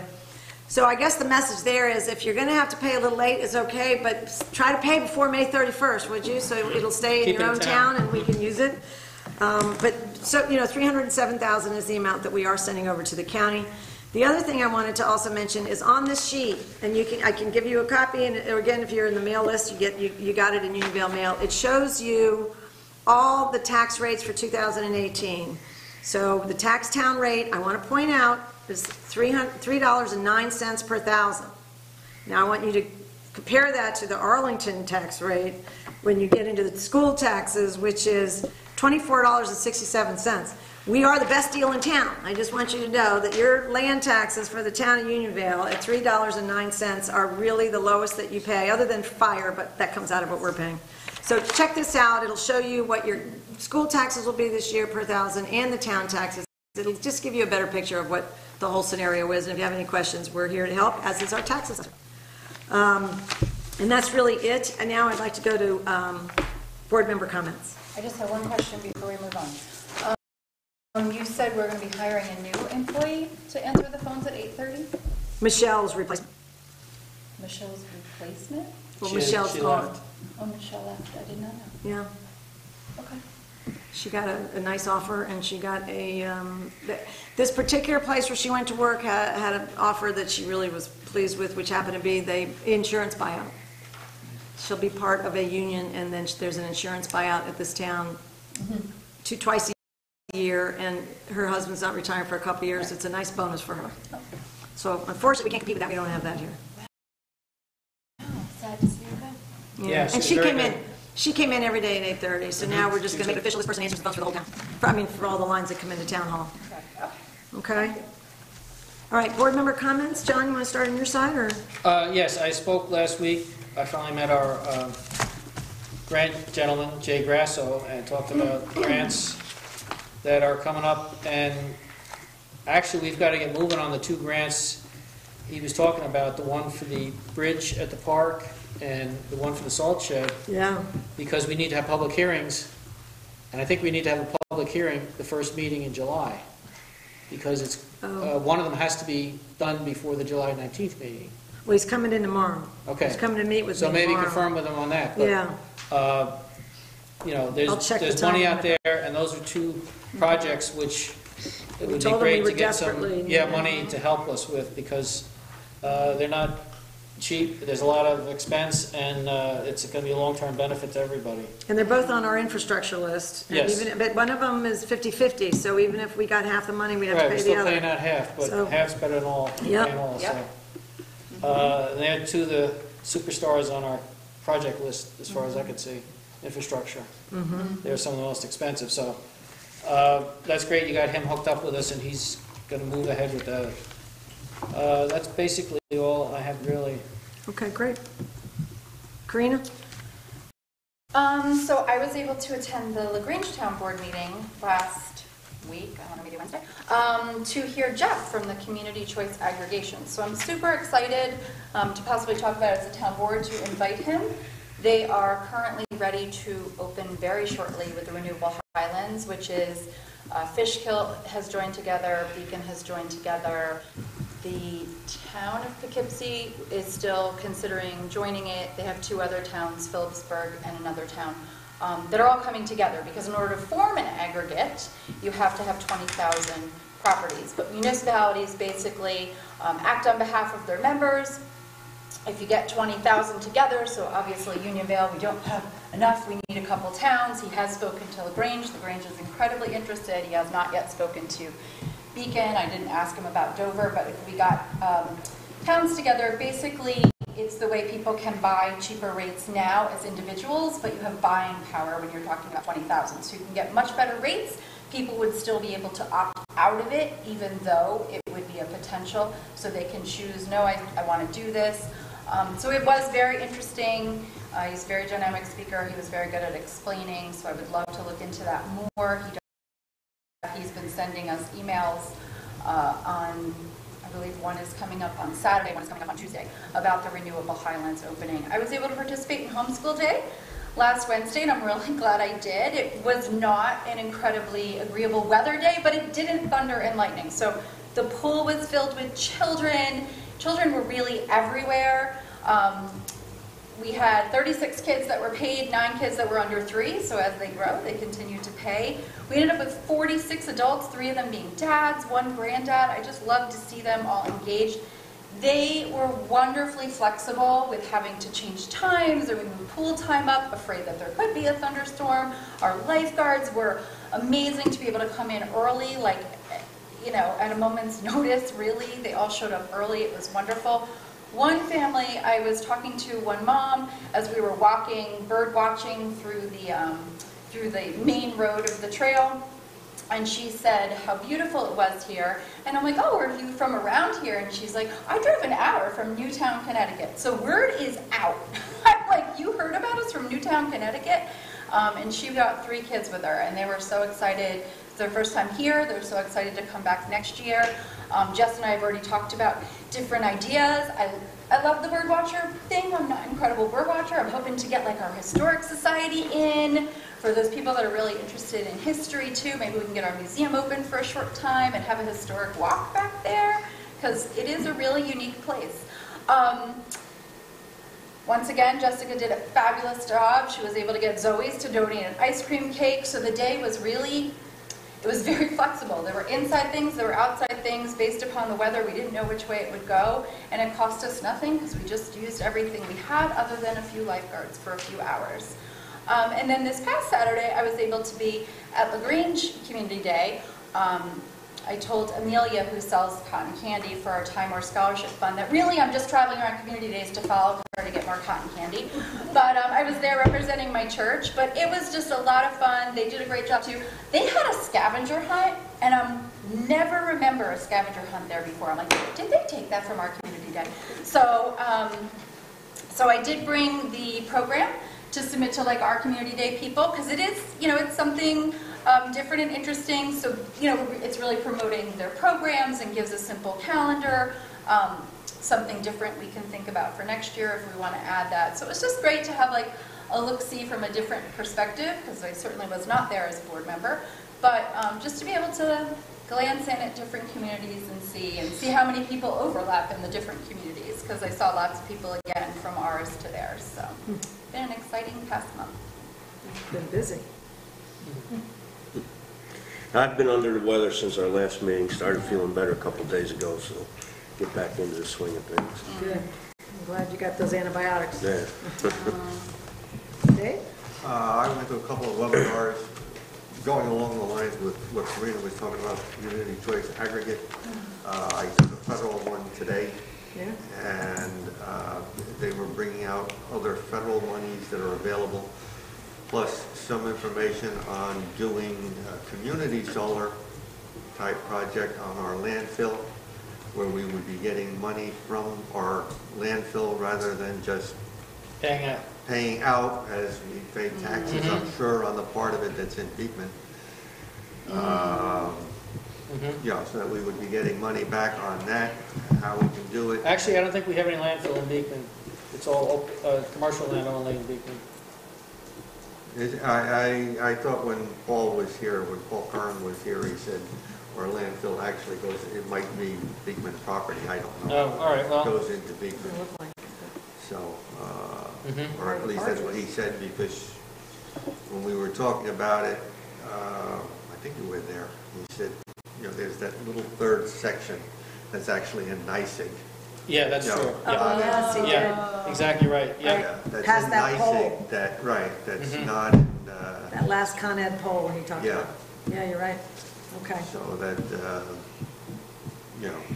Well, once we But- get, you know, we get this paychecks implementation done, which sucks a lot of air out of the room, you know, people working on it, then I think the next thing we tee up is this and looking at those numbers and getting those people back in. Yeah, because I know, like, town of Rochester is making quite a bit of money off of their landfill over a 20-year period. It's not Right. where it's right there, but, you know, over a 20-year period, they're making better than $1 million. Wow. You know, and All right, we'll in pick rent. this back up. Definitely. Okay, that's all I've got right now. Okay.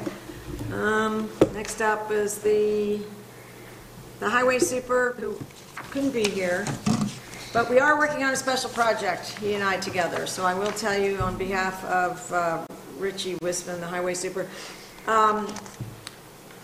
we have a very unattractive problem at the circle of Clove Road, you know, Route 21 and Route 9, if you have to go up in the mountain, or you're going into Clove Valley, or going to the right. I mean, that circle has become so unattractive.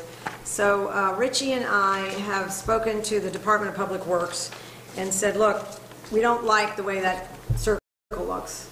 These bumpers are on there, a quarter of them are down, the thing's very unattractive, and that we would like the ability to talk to you, have you over to look at it, and say we want to redesign, we want different landscaping, we don't want the signs at the outer corner so that if you happen to cut it tight at night, it's taking the left panel off your car or your truck or whatever. So instead of moving the signs in every time that happens, they put 2 poles now up holding every sign to make them even more secure. So it's actually a little harder on the trucks when they try to cut it tight. And without any light out there, sometimes people do cut it a little tight. So anyway, it's going to be a fun project because they were actually very interested to hear from us, and they're coming in to meet with us, and we'll give them a little tour. Richie's going to show them around, and then they're going to come over, and we're going to give them some suggestions. We're going to find out if they have any money in the budget to make it look nice. Then we will bring it back, bring their ideas back, and let you know what they tell us that they can afford to do. I think they were very interested in us taking care of the landscaping. But the fact of the matter is, it's a really important circle for us, and we don't want it looking like that, and they'll help. We just have to negotiate a little bit with how much they'll help, and then what we'll do. So Richie will keep you posted on that, and he and I are working together. So between the two of us, depending on his schedule, we'll make sure that you guys are aware. And I don't know if Richie contacted you today. He's been giving me all these pictures of all the catch basins and all the things these guys are working on, so they've been very busy. But other than that, I don't have anything else to tell you other than the catch basins. Since we're on Highway Department, I noticed something pulling in here tonight that now with the fresh blacktop is even more, I think, important. Our traffic pattern here is one-way counterclockwise around the building. Can we direct our highway superintendent to put two of those the red do not enter signs at this leg that comes up the building? So when you'll see them as soon as you pull in, Right. that would, then direct you to the right rather than going into the back.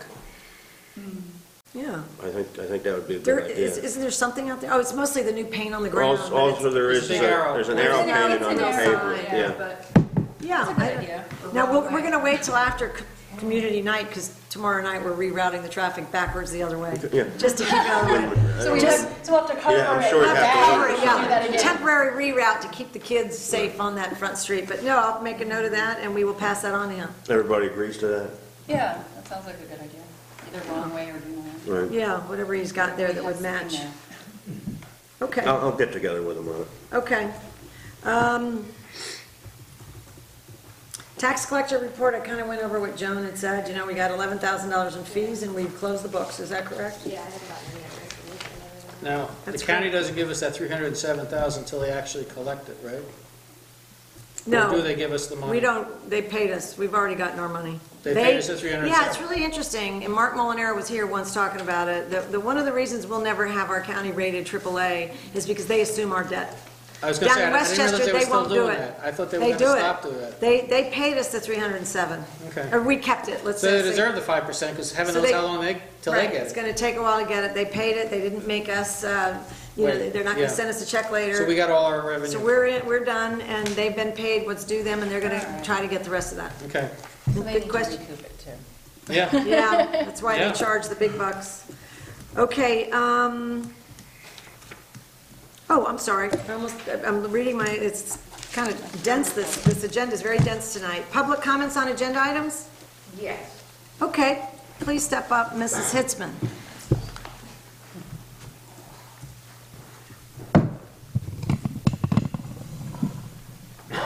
Okay, thanks, Steve. Yep. This happens all the time, and it's just words. But we have a fire district, Unionville Fire District, that is run by the Board of Fire Commissioners. Stephen is a Unionville Fire Company chief.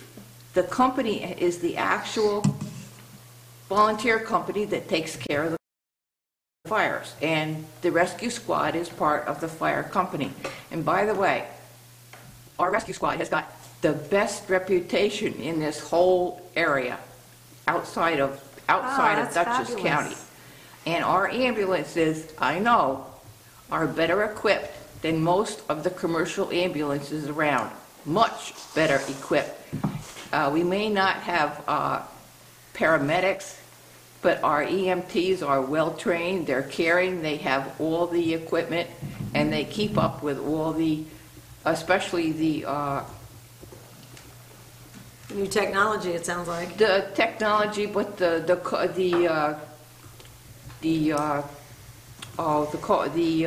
codes, Oh, and okay, the state and county codes. great. And also,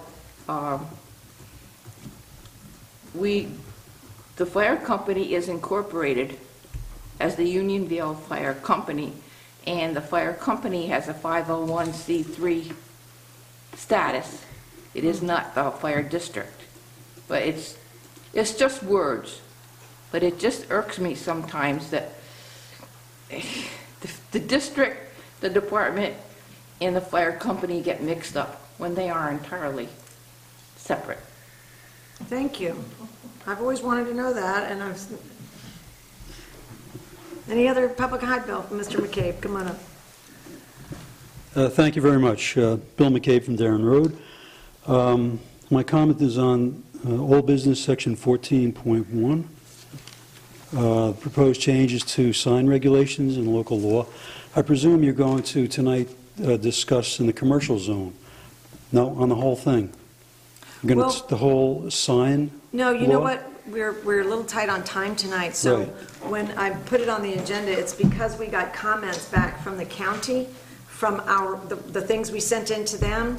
So I've given this to the town board members, and my suggestion was that it's very dense, a lot of comments in here that we need to read and study, and that we take the time to read and study it and talk about it at the work session and then the next meeting. So we're just Okay. starting to digest all this information. Okay, so the whole sign law, not just the two commercial areas. Oh, yeah, no, it's the whole, Okay. the things we were talking about in the work session that you attended. Yes. It's a continuation, but remember, this is a long game, because after we digest what they tell us, we're gonna make some decisions about what we think is good and what's not, and then we send it over to the planning board. And then they digest it, and they kind of work through it, and then they're gonna send it back to us. So we're really giving it a lot of scrutiny, and then before we ever get to the public hearing part. So there'll be more opportunity to talk. We're still kind of working through the details. Thank you. Thank you. Any other comments on agenda items? All right, so why don't we go to committee reports. The first one up, Mr. Ed Cash, our Community Day Committee Chair. Hello, everyone. Thank you for having me again. I would first like to thank everyone that participated in our Community Day this year, from the town staff and rec and parks departments and the board members, and also everyone who volunteered on our committee, as well as people who volunteered on the day. Was that me? That's something else. We had That's you. we had a highly successful Community Day, I believe.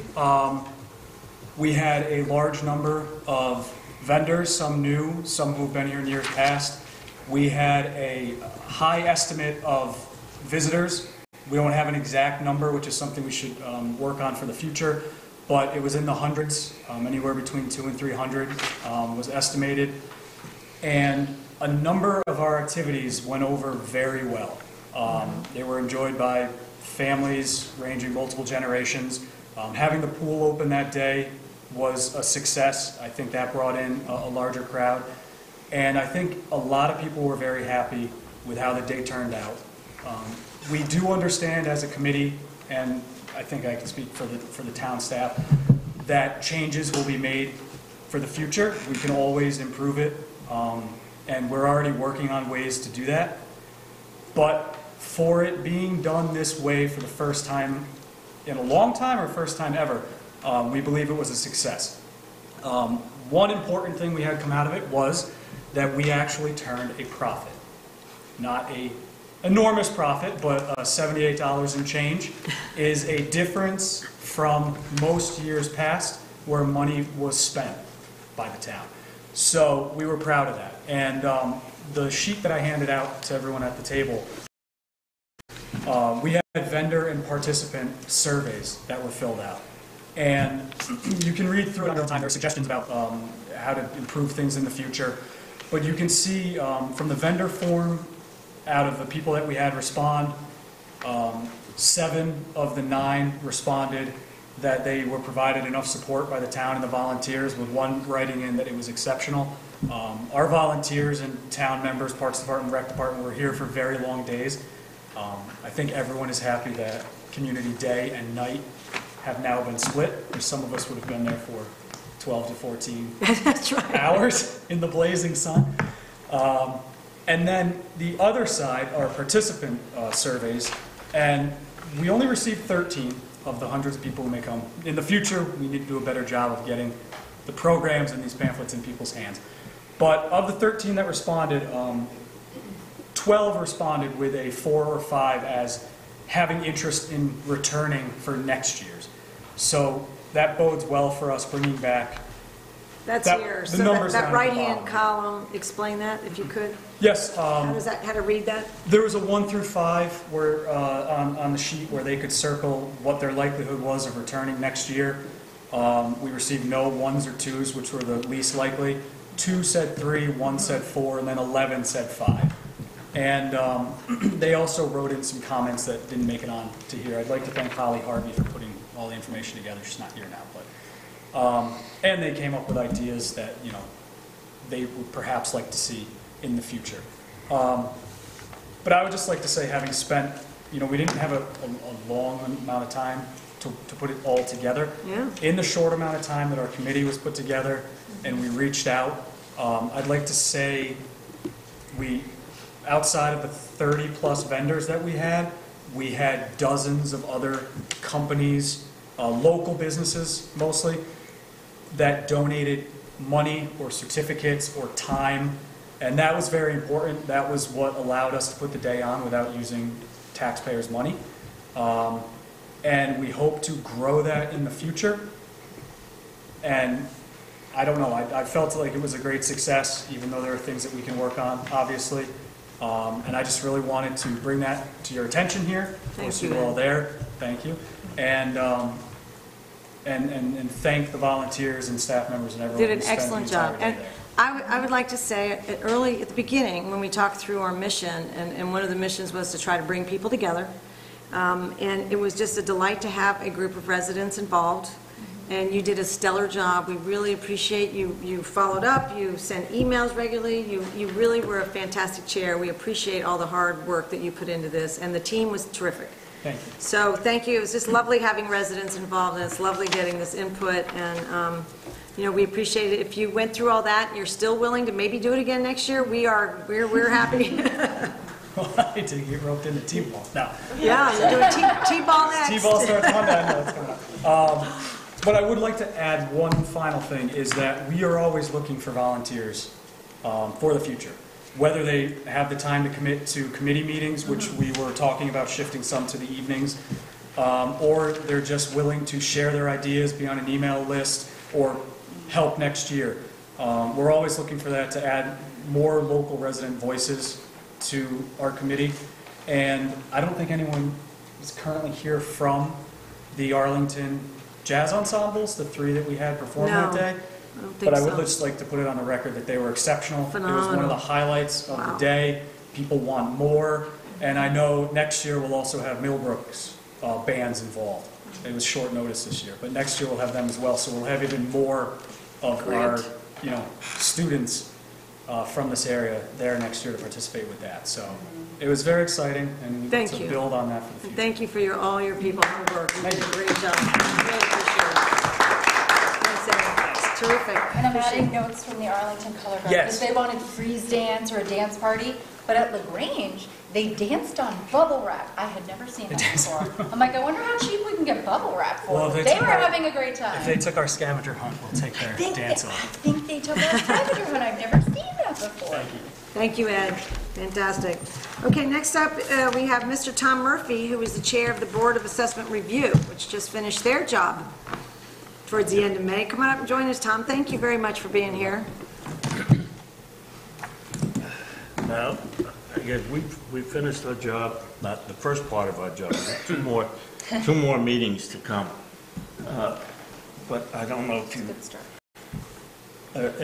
Every 4 years, the assessor is supposed to reevaluate all the homes. So he takes a quarter of the properties in town and reassesses them every year. Since Mr. Taft has been here, I think he's been keeping up with everything, and he's made our job very, very easy. What happens is he sends out a notice if he feels that the property is underassessed. He'll send out a notice reassessing the property, usually for a higher value. And if people are unhappy with that, many of them come in, make an appointment with the assessor and come in early and sit down and have a conversation with them, and many come to some kind of an agreement. Those who do not agree with the results of that, they have an opportunity to grieve that decision. That's what the Board of Assessment Review is there for. People come in and grieve. Then, based upon the evidence that they present compared to the evidence that the assessor puts forth, we either can grant the assessor's value or the claimant's value or somewhere in between. And all we're allowed to change is the total value. We cannot break it down by property and house. Right? Just the total value of, and then it's up to the assessor to break it down. This year we had 14 that we had to review. 9 of those were individuals who either did not come in ahead of time and sit down with the assessor or who disagreed even after that. I think there was only one that disagreed after the meeting. And then the others, we still have to review any agreement that the person makes with the assessor. Those agreements is ratified by the board. After that, there are 2 other meetings that we have to offer the people in town. If they do not agree with our review, we either deny or accept their claim. They have another opportunity to come before the grievance board, and that will be on July 17th this year. And at that time, usually what it's going to be this time, as far as I am told, everybody is, even though they're not happy, nobody has come back and asked for a review. But this time there were, I think, about 6 to 9 people who were denied the enhanced star by the state for income purposes. We have no jurisdiction over that except to listen and just try to come. We have to give them a time to do that. Other things that come up during the course of this period of time are some of the agricultural, what do they call them? The ag exemptions? Exemptions that they get. Other exemptions that people can apply for. Sometimes they come up and most of the time they sit down with about half and everything goes according to, well, they make their agreement and all we have to do is ratify it. Both parties come away happy.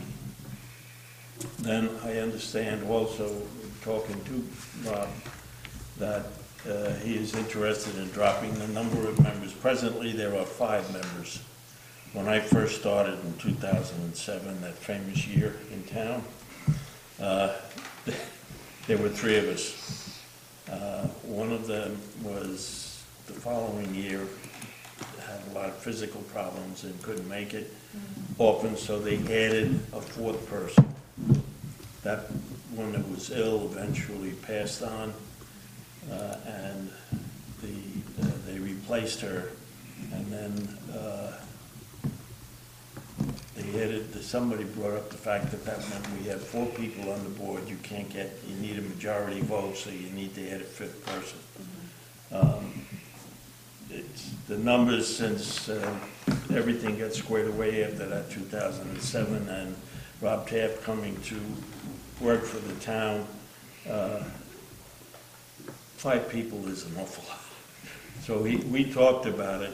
I know there was one of the members is on another town board, which is kind of conflicts with the assessment. Mm-hmm. And that person is, it's a conflict of interest, so they were thinking of asking her to step down. And so we talked about it. So whatever he decides, whatever the board decides. So I think, you guys correct me if I'm wrong, but I think the town board has to vote on that? Because I think the board is the one that makes that decision, not us.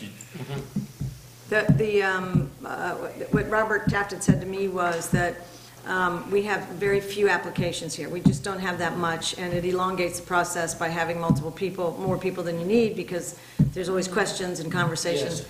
And he said there are many more over in LaGrange, and he said we just need 3 here, and he thinks it would be streamlined and simpler, and he's asked us to do that. When I first joined, there was only 3 of us. Yeah.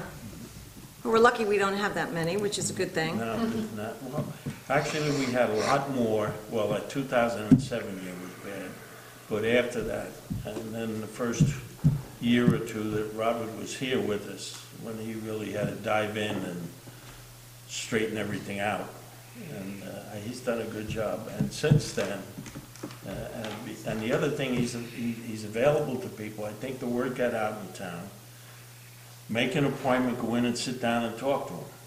Yeah. And as a result of that, a lot of their grievances are taken care of ahead of time. And when they come to, but because it was a grievance, we have to ratify it. Right, right. So, But he's very approachable, it sounds like. Yeah, that's just great. yeah. So you want us to vote on that is what, I would say probably the best thing to do is go down to 3 with 1 alternate.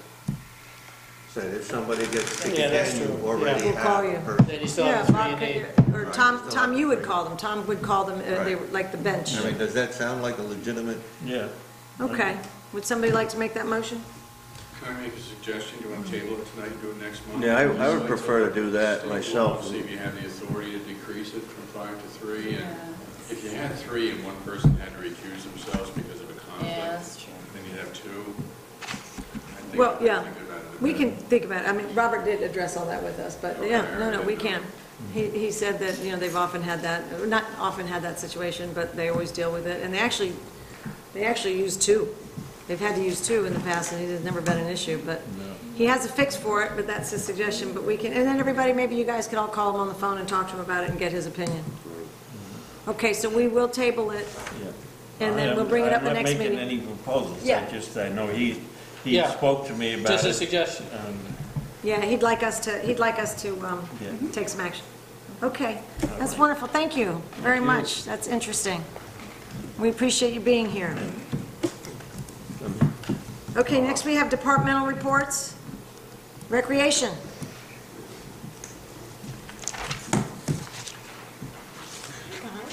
Hello there. Pass those 3 down, please. Oh, here. Yeah, you got it. I always skip Andrea, but not on purpose. Oh. There's one for you. Okay. I'll keep this nice and short and sweet. Thank you, everyone, for being here. Karina did discuss the homeschool day, which I wanted to just start off with a special thank you to Zoe's for donating that ice cream. It was fantastic, and everybody raved about it, of course, and Karina for volunteering your time. That was very nice, and it was definitely not the ideal day, but we really made do, and that's just part of being a parent and a person down there in rec, and our lifeguards really made it happen, as well as Shannon, our aquatics director. So we thank everyone for being a part of a great day and making it fun for everyone. So other updates, I just wanted to highlight the attendance that has been growing. It's been such a busy time of year for us. We even have parents right now, maybe even on their computer, signing up for camp that starts on Monday. Rushing. It's just the nature of us as humans and parents. So just a couple highlights to go over. That traditional camp session 2 and 3 are completely sold out right now. We do have a little extensive waiting list, and we're getting up there with session 1, which starts on Monday again, and session 4. There are still spaces left in specialty camp and survival camp, but spaces again are filling fast. And before I move on, I want to give a very special thanks to Stephanie Doherty in the office. She has been our saving grace down there, because she is answering phone calls left and right and going through, the medical records, and really has just been such a tremendous help this season. So I wanted to give her a very special thank you. T-ball has been growing and growing. We had to kind of cap it this week because we have 18 4-, 5-, and 6-year-olds that Ed Cash has graciously offered to coach. And we really reeled him in on Community Day, didn't we? So we're not going to let him go quite yet. And he's got a nice team of volunteers, too, along with the parents that will be coming out for T-ball starting Monday. And they will practice twice a week for 6 weeks. And I can't wait to post some fun pictures from those practices, Ed, and show everybody what we're showcasing with the the group of skills they're kids gonna down there, learn. boys and girls, and they're ready to rock and roll. So all registration is ongoing, and season pool passes are sold on the website. We can definitely assist in the office as well. If people aren't used to navigating the site and getting that pool pass online, we can help. But everything will have to be done via that website, and we've already, we can help you over the phone, we can help if they come into the office, so just make sure you give us a call if you're having any difficulty, but it's a pretty simple process. Daily pool passes, if you do not get a season pass, are done at the pool gate this year. You can just pop on by any day that the pool is open and get the daily pass. So that's something you can always do spontaneously. And what's that cost? It is $3 for children, all children, $5 for resident adults, $7 for a non-resident adult, and $3 for seniors, anyone over the age of 65. So it's a nice price point, and anyone can just come and be spontaneous, because you never know what the weekends or the weather will bring. So please come down to the pool. Upcoming events, right now, today and tomorrow, we have those TGTT days to offset when school is out and camp begins. It's a tricky time for working parents, so we are offering those days. We jumped in the pool today. They had a great time outside. It was gorgeous weather, so check out our Facebook page as well for photos of the fun today. Community night is this Friday night, tomorrow. I'm practicing staying up late, getting my body on the clock, because tomorrow will be a late night but a fun one. We're looking forward to bringing the community together right up here at the Town Hall Hill.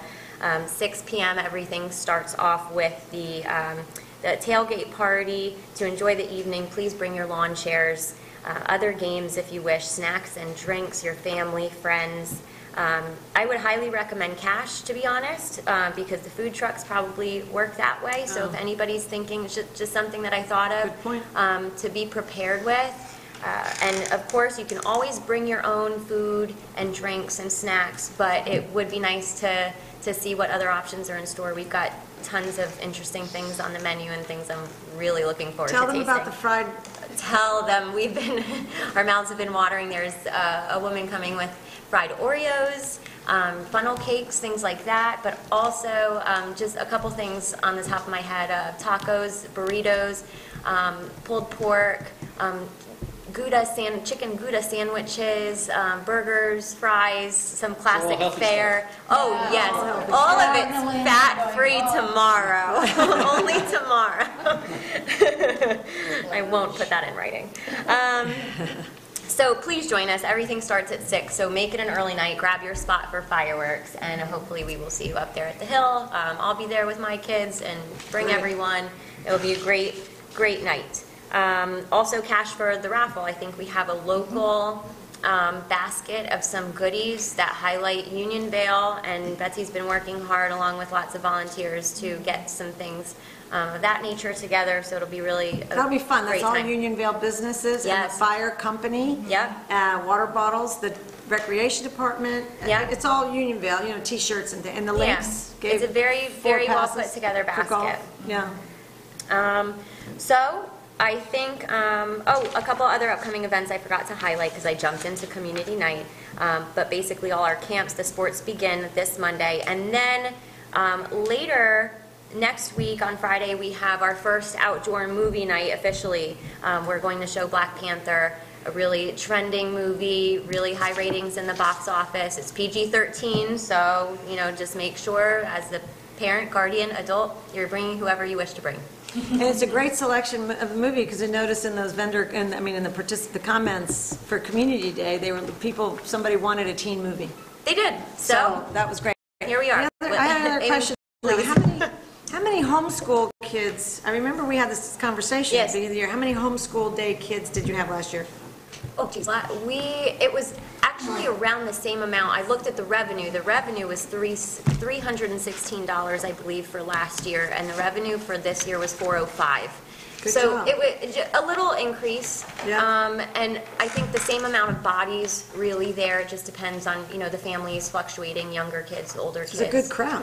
Great crowd. And then T-ball, you were hoping to get 12 at least. And then you're up to 18. We surpassed that, and I think excellent. To do Ed a favor, we decided to, we're good. Cut it off. right, that's fantastic. Great job. Thank you very much. You're very Really welcome. great. Thank you. See you tomorrow Looking night. forward to- Yeah, see everybody Yeah, tomorrow night. tomorrow. Thank you, Jessica. Okay, next up we have, the park update. I don't know, well, Jake had just said, I don't know if anybody else heard him. Jake just wanted to thank everybody for the mower because We got he's enjoying it and it's working really well. And he said, just to tell everybody, the maintenance continues. They're doing a lot of mowing. They're keeping the place looking Everything good. is all mowed, I noticed. It looked good, and that's really what they've got going on, is just their maintenance, but he loves the new mower. And so that was his. The animal control officer report, she didn't send one in, oh, okay, I was looking for it. The one thing about the animal control that I think we should talk about later is when Mary Jean can come in. She's a veterinarian's tech, so she works all day and gets home late, but is again, we got another lousy report from Albany, the people that go around and look at these shelters on the Dutchess County shelter. And Mary Jean, it's the third one in a row, very poor. And, in talking to Mary Jean about it, nobody wants to send their dogs over there because of these, it was very dirty in the bottom of at the floor of these pens and all kinds of stuff, which we wouldn't normally agree with. Mary Jean is thinking that maybe if we could think about in the budget process, putting a dog run in or something, because a lot of our families pick them up the next day. They're not staying up there for long periods of time. She's got some equipment at her place and in the barn, but maybe a dog run that could have dividers up if we had as many as 3 dogs. And then we were told, and there were two staff people that said that we used to have, in the long barn down there, we used to have something that was dog pen related. So we're going to take a look at that. What was it? No, it never happened. Oh, okay. There was a plan for it to be, and then it did not happen. Okay, so but there's space that we might want to look at it. We'll go down and we'll take a look with the We group. had dogs in the long barn. Sorry guys, meeting is on. So anyway, that was Mary Jean's report, and she said she'd like to talk to us about it later, something to think about, food for thought, okay? Okay. Old business, Could I read the code enforcement report? yeah, please, thank Okay. you. All right, this is, George Kolb submitted the monthly code enforcement report for the period of May 2018. Number 1, all MS4 reporting forms have been given to both the highway and the recreation personnel. We would like to thank Jake and his crew for doing a fantastic job of the work required for the Teresa Court Drainage District. Second, as you are aware, the secretary of both the assessors and my office has left for another position in the town of Wappingers. Joan Miller has agreed to fill in until another qualified person is found to fill this position. 3, as you can see by the receipt report, activity has picked up considerably. There may be some delays in inspection and municipal requests until the secretary position is filled. We ask all our residents to be patient with their requests, and we will do our best to complete all inspection in a timely manner.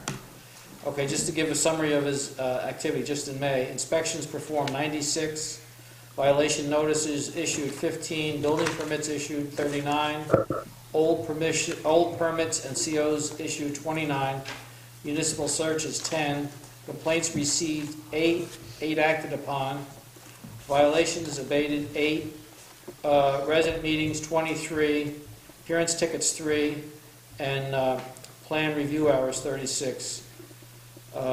Verification for income of building permits fees are attached. Please feel free to contact him with any questions. Submitted by George Kolb, Code Enforcement, Town of Unionville. We have Robert Taft contacted me today. We've got a prospect for the job, which is great. Number 1, and number 2, we're not quite finished, but we're laying out the details to get George's contractors the ability to buy permits online on our website. So that they don't have to come in here, because half the problem is they don't want to drive all the way over here. And he tells them, he does the measurements, he can tell them what it is in an email, and they can just go online and pay. Sure. So we have a system already in place at the town clerk's office. We're just going to get that available for George, and that will also help cut some of the things he's got to do, his time. Okay, I just want to mention, George very much prefers contacting him by email versus phone calls, especially now without a secretary.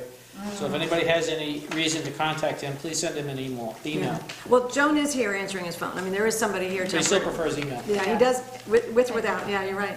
He's very efficient. And he's really responsive. Yes. Yep.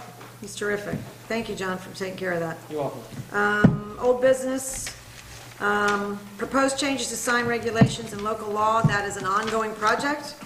As I just mentioned to Mr. McCabe, we have some comments that we are going to be studying. We will keep everybody in the loop. Ultimately, we're going to study this. Let me make sure you get these actually.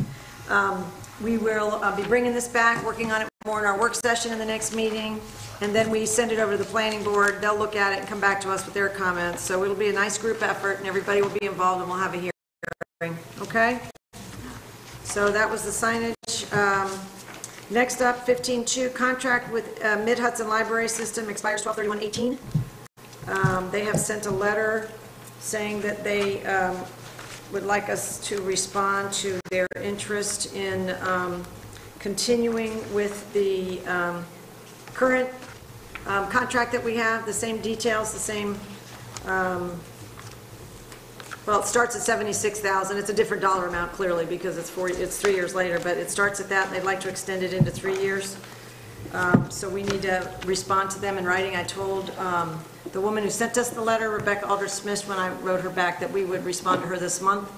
So I'd like to, we need to talk about next steps. Probably the next step would really be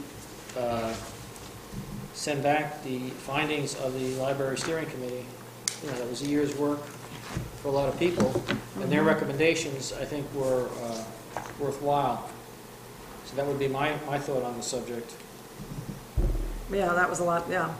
And that was a unanimous decision of the group that was there working on it. Right. When we were there. Okay, that was a lot of time and effort. We can send that back to them in writing, because they have never seen anything in writing. They probably saw it on... if they saw anything, I don't know. If they saw anything, it was on the town board, you know, it was the YouTube on that time. It was definitely played, so people could see the full explanation. Did anybody else have any comments or any desires or... Well, I want to make a couple of comments. First of all, I'm super impressed. I've already received 22 emails over the past 2 days. Every time I open my email, I have another few of people in support of the library, which, as you know, part of the library committee, the survey we put out, just off the top of my head, 75% of Unionville residents were absolutely in support of the library for one reason or another. When I look over this new contract compared to the old contract, yes, of course, we're talking about different numbers. So this year we would start at $76,000. In 2020 we'd go up to $77,900. In 2021 we'd go up to $79,000. We're still below $80,000. Anything we worked on as a library steering committee, one was to negotiate with Mid-Hudson Library.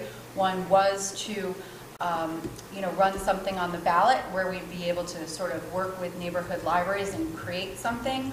I'm doubtful if we can get something with neighborhood libraries less than $80,000, because I do know that the libraries, all 4 libraries, had to still come to their own conclusions before this draft was made. And certainly because the numbers that we are paying are so much drastically different than other towns that do have a library, there were some people that were not in agreement, but obviously enough of the majority of the board voted to put this forth. And then obviously building our own library, which I would love, but I think it's right now I think we would just have to set up a 501c3 similar to the town of Stamford. I love that idea, just that little man that drove around with his bike and collected money. Yeah.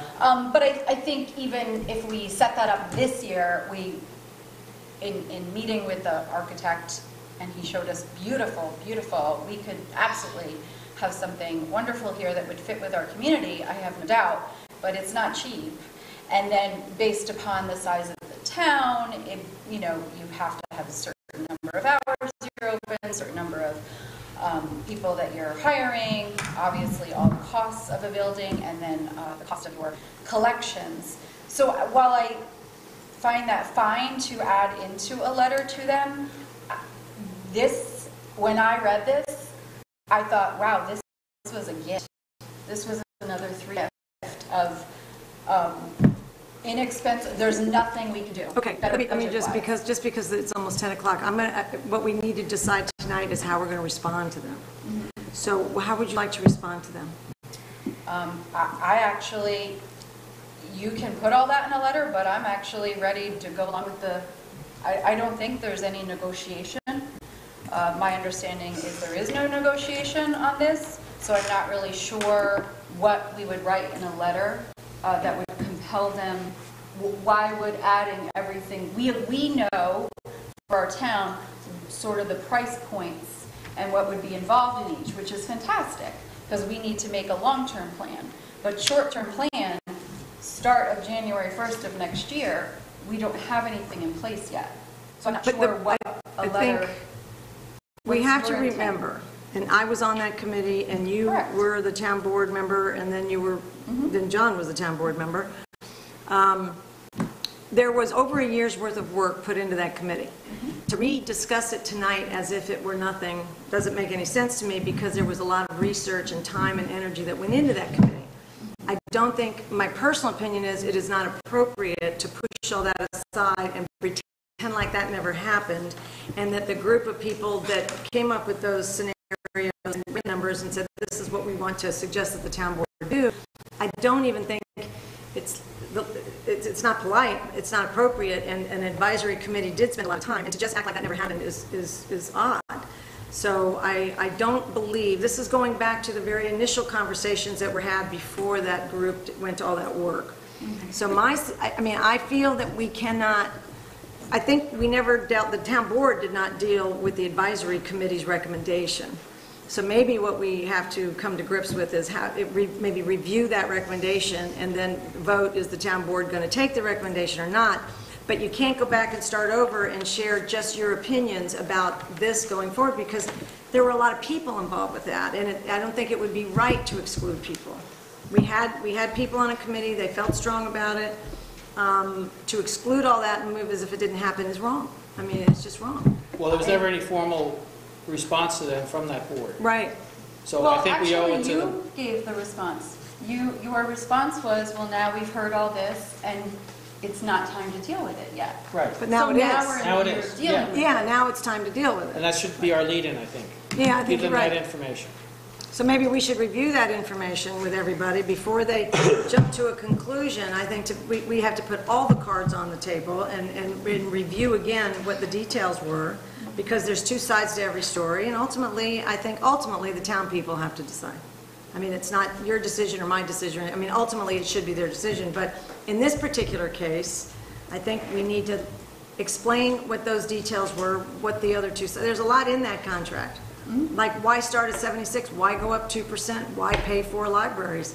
These are all things that not everybody agreed with, and there was a lot of time spent in research. And if you remember, we were the only town in all of New York State that was paying multiple libraries, certainly 4. They don't do that. I mean, most towns that are unserved sidle up with one library. So there's more to this story. And I don't think it would be right to ignore all of that work. It doesn't matter what the outcome is to me personally. I want people to be happy, and we're all pro-library. But I think we need to give it a voice, and we need to share those details with people.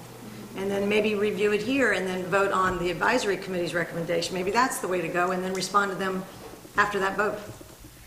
I believe I may have misspoke if you interpreted what I was saying to in any way devalue what the library steering committee did. I have ran into some people now, a year or so later, and I still thank them. I think I saw that committee work. Everyone did a tremendous amount of work, and everyone used their strengths. But what about the result that they and came to? Skills. But what is is your point to put it in a letter to use it as a point of negotiation? What is the point of, Mid-Hudson actually is aware of the findings. Sure they are. I know they've watched it. So it's redundancy to them to read it in print. So what would be the point going forward to just send them a letter to say these are the findings of the library steering committee? If you could talk me through that, and I could see that logged. If this board votes on if the board votes to proceed with the contract, that's one thing. If the board votes to take the agreement or take the recommendation on behalf of the library committee, steering committee, that's another thing. If the board can't come to a conclusion, then the board can say, we're not sure. Maybe the town people should decide. And maybe, maybe they should. Wasn't that the point of the survey? That the town people did decide? I We read got- through we- those surveys Yeah, we had several times. 188 responses, and we had an 11% response rate on 100, we got 188 people we got an 11% response rate on the survey. almost 1,800 that we sent out, which is about 188. Which we actually So that's heard not- on surveys is actually a decent amount. It is. But it's not the Sometimes you town get people less. deciding. It's 11% of the people that got the card in the mail. That's not necessarily democracy, that's just informed, that's good information for a committee to work with. And they were all excited about libraries, and yes, they were all very excited about services. But if we can't come to an agreement here, I mean, I think, that, I don't know, how do you guys want to proceed? I think Well, it's been quite some time since I've even thought about the steering committee's report. I think I'd like an opportunity to read through that again before having to make any decision on which way to go with this. And maybe discuss this at our next meeting. I would say it should be on for the workshop, so that we can, and this way here at the end of the month, we can vote on it. Because we did get a lot of input from people already. I got a lot of emails. Absolutely. So I know how a lot of people feel about it. So I'll put that in the form of a motion, that we table this so we can all review the information and discuss it at the next meeting. I'll second that. All in favor? Aye. Any opposed? No? Unanimously decided. We will table this until the next meeting, and we'll bring it up at the work session as well. Actually, at the work session, we should bring copies of what was delivered before, and then everybody can have Right. that. Okay. Comparison of the two. Okay. Okay, I went through the Circlet Clove Road and Brusville Road in Mr. Wisman's report. The last in 15.4 is Hudson River Valley Greenway Grant. This too is a discussion for a work session and then a follow-up in a board meeting. This is a very thick package that we received where they offered to give us a little bit of money to help us figure out what our goal might be for the town center. And I think you need to read it, we all need to read it, we need to think about it, and if it's something that we decide that after reading this, and we should be able to poke through it at our work session and then talk about it publicly, or in the regular meeting. But there's no pressure here with this. This is just, they sent us something, they're renewing a promise from before. Yeah. And if we want to use their grant, their small sum, but it is a grant money, then it would be nice to have that discussion and then decide we want to get the various people involved, and do we want to take on that project? So it's an interesting discussion, and we can have that, pour through the details in the work session, and then talk about it publicly, or with the agenda meeting in July. Do we have to decide? What about the IT services? You know what, yeah, yes, that's, Gotta so, get that done, right? Because did you guys have a chance? it's due. Yeah, it's a straightforward, this is a, what I did was I took the sample RFP that we asked one of our vendors to send us what they'd had before, because we don't, a lot of the RFPs that you can find out there are 15 pages for, very large corporations. So they were nice enough to send us ones that they'd had from other people. And then we just superimposed and used all of the specifics for our particular town. Yeah, same scope. And our scope of systems, work. and everything in here is ours. Everything in here is, this is our equipment, these are some of our needs. The scope of work kind of outlines what we need. Andrea Casey is listed as somebody if they want, if the person following up on the bid wants to be in touch with we can put Kevin's number in here, but if they want to be in touch with our current out-of-town provider, that they can actually get some clarification with him. So when we have 3 names already of people, Yeah. of companies rather, that have raised their hand, all of whom would work well with our current fellow who is off-site, so he's not available all the time, and we need some help, so. We need hands-on sometimes. Yeah, so how do you guys want to proceed with this? Are you ready to move forward? Do you want to I think we deliberate should this? move forward personally. Okay. It's pretty, yeah, it is, there's nothing in it that's unusual other than listing all of our services and what we need. Also put the Channel 22 stuff in, the vMix, everything's in, the cell phones, everything. Even the new server, I see. Yep. All right, if you think you guys are ready, can I have a motion?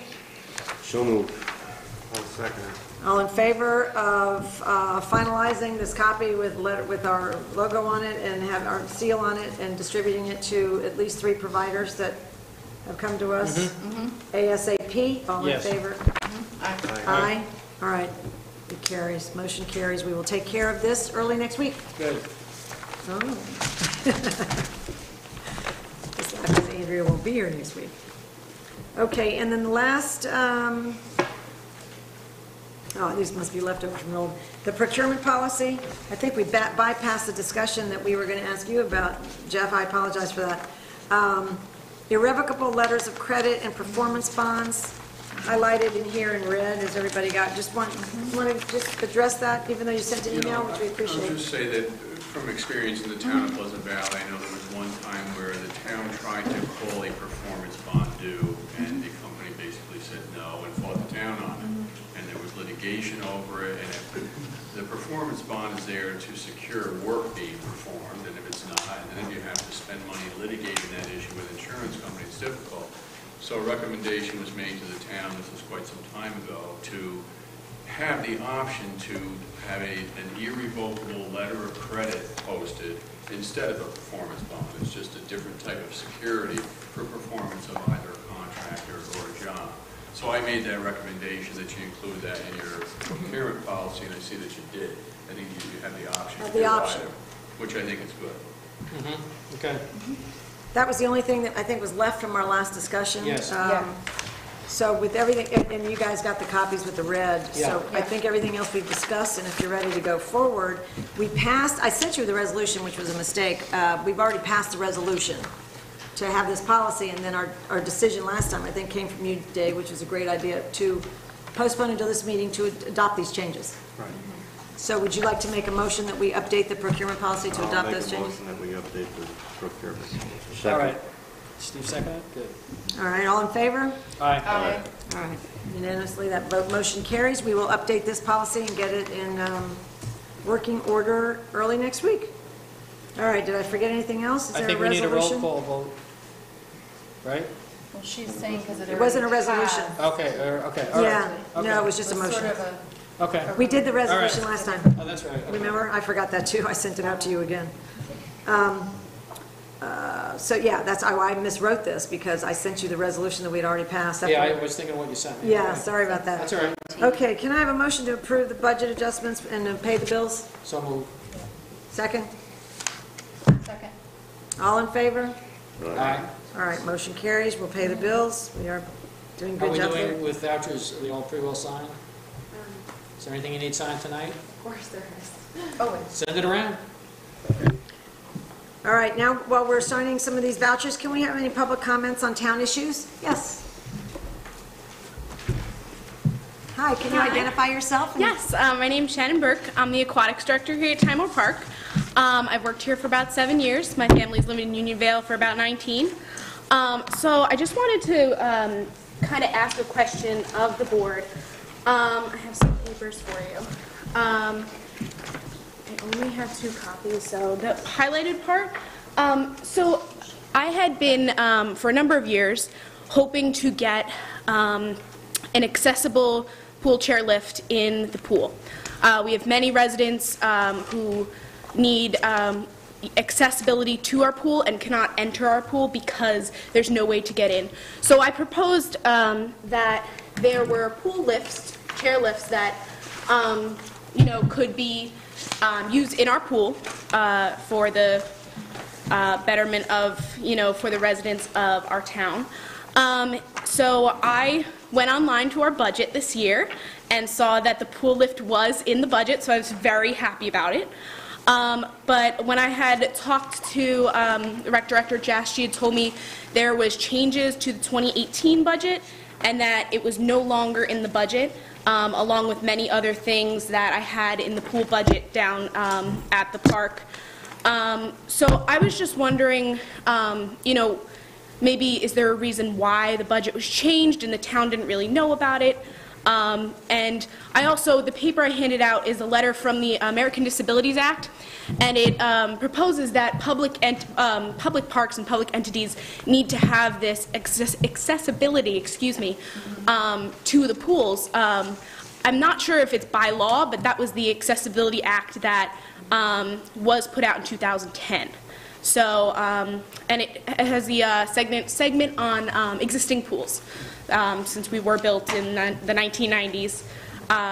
So I was just wondering why, that the budget was amended to kind of take out the safety aspect of our pool. And I also brought, I know the budget for the chair in the original 2018 budget that was passed by the board was $2,977. I have two options that are well within the budget here with me today, if the board wanted to look at these as well. Oh, good. As a budget officer, are you aware of this? I can respond, and then it's not really, it's 10 after 10, so it's not really a Q&A time period, but I can tell you, and you could also call and we can talk about it further tomorrow. But when Jessica and Jake reduced all the superfluous things in the budget that they felt like we didn't need this year, and when we did, after they reduced it, and we reviewed it in our financial reviews, our understanding was that there is very little traffic for that sort of thing. I think we can do some homework on the legal aspects, which is fine, because that hadn't come up. But I think that at the time, what the comment was that the pool seems to be maintained and used mostly by the young kids in the summer camps. As a matter of fact, I know the people in the fountains are trying very hard to elbow their way in, and they can't. I had a phone call about that today. So they're having trouble getting time in the pool. It's maintained primarily by the kids, and what we were told in January or February, whatever month we did that, was that there was no traffic for that sort of thing. It was like an add-on that would be a nice to have, but it wasn't necessary. Yeah, we did have a couple actually children who were in wheelchairs last year and who needed the accessibility, and their parents actually had to lift them into the pool, and these were bigger children. So, seeing that, being here, starting, working here at 15, I see the people who come in here and the people at the fountains. I didn't tell them this, but apparently it was told to them that we were trying to get this lift, and just maybe if it can't happen this year, I feel like we should just let the people of the town know, just because when they look on that approved budget for 2018, that's what it says is up there. So I just wanted to make that. Thank you very much. Yeah. Thank you for coming. Okay, any other public comments? Come on.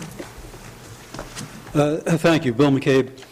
I wanted to speak about something that I've spoken about before, which has to do with the fact how this board has substantially reduced the opportunity for citizens to offer comments on record during town board meetings by cutting out any kind of comments at your workshop meetings. It really reduces the opportunity for input by 50%. And I would also like to ask for the opportunity. Bill, yes. Remember in the last workshop, though, you were there, and we actually had several conversations. Yeah, but it's not part of your official way of But there's doing nothing it like official this written is. up on the work session. I think it was nice that you came and that you actually added to the comments. You actually made some good comments about the procurement policy that we worked in. Yeah. So I actually think that it was a nice give and take, and we can do that. Yeah. We can have that at that work session. I thought that was very helpful. I think that would be good if you made it known that people have that opportunity. But also like to ask for televising those meetings for a couple of reasons. First of all, to involve the people in the process, and I think that they should know that the process is good. The meetings that I have attended, and sometimes I've been the only person here, have really been, I think, productive, and the interchange among the members of the board is really interesting to observe, and is very thought-provoking, and I think it's a good exercise in government that really the townspeople should witness. I think you should be proud of it, and I think you should let the world know, how the interchange is good. And I think that substantive things happen at those meetings, and then they come here at the voting meetings, and then you you vote on them, but it's really very, very quick, and it's all, just item after item after item. Whereas the workshop meetings, you do consider options and decide which options are best for the town and how to It's a discussion. come up with and interact with what you all have to say to each other, which is good. That's. Thank you. Thank you. Thanks a lot. Any other comments? Come on up.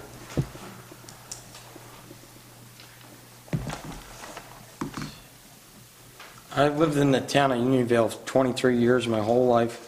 I went to Timor Park. I currently own a successful business that's in the town of Beekman. It's called ECS Exercise.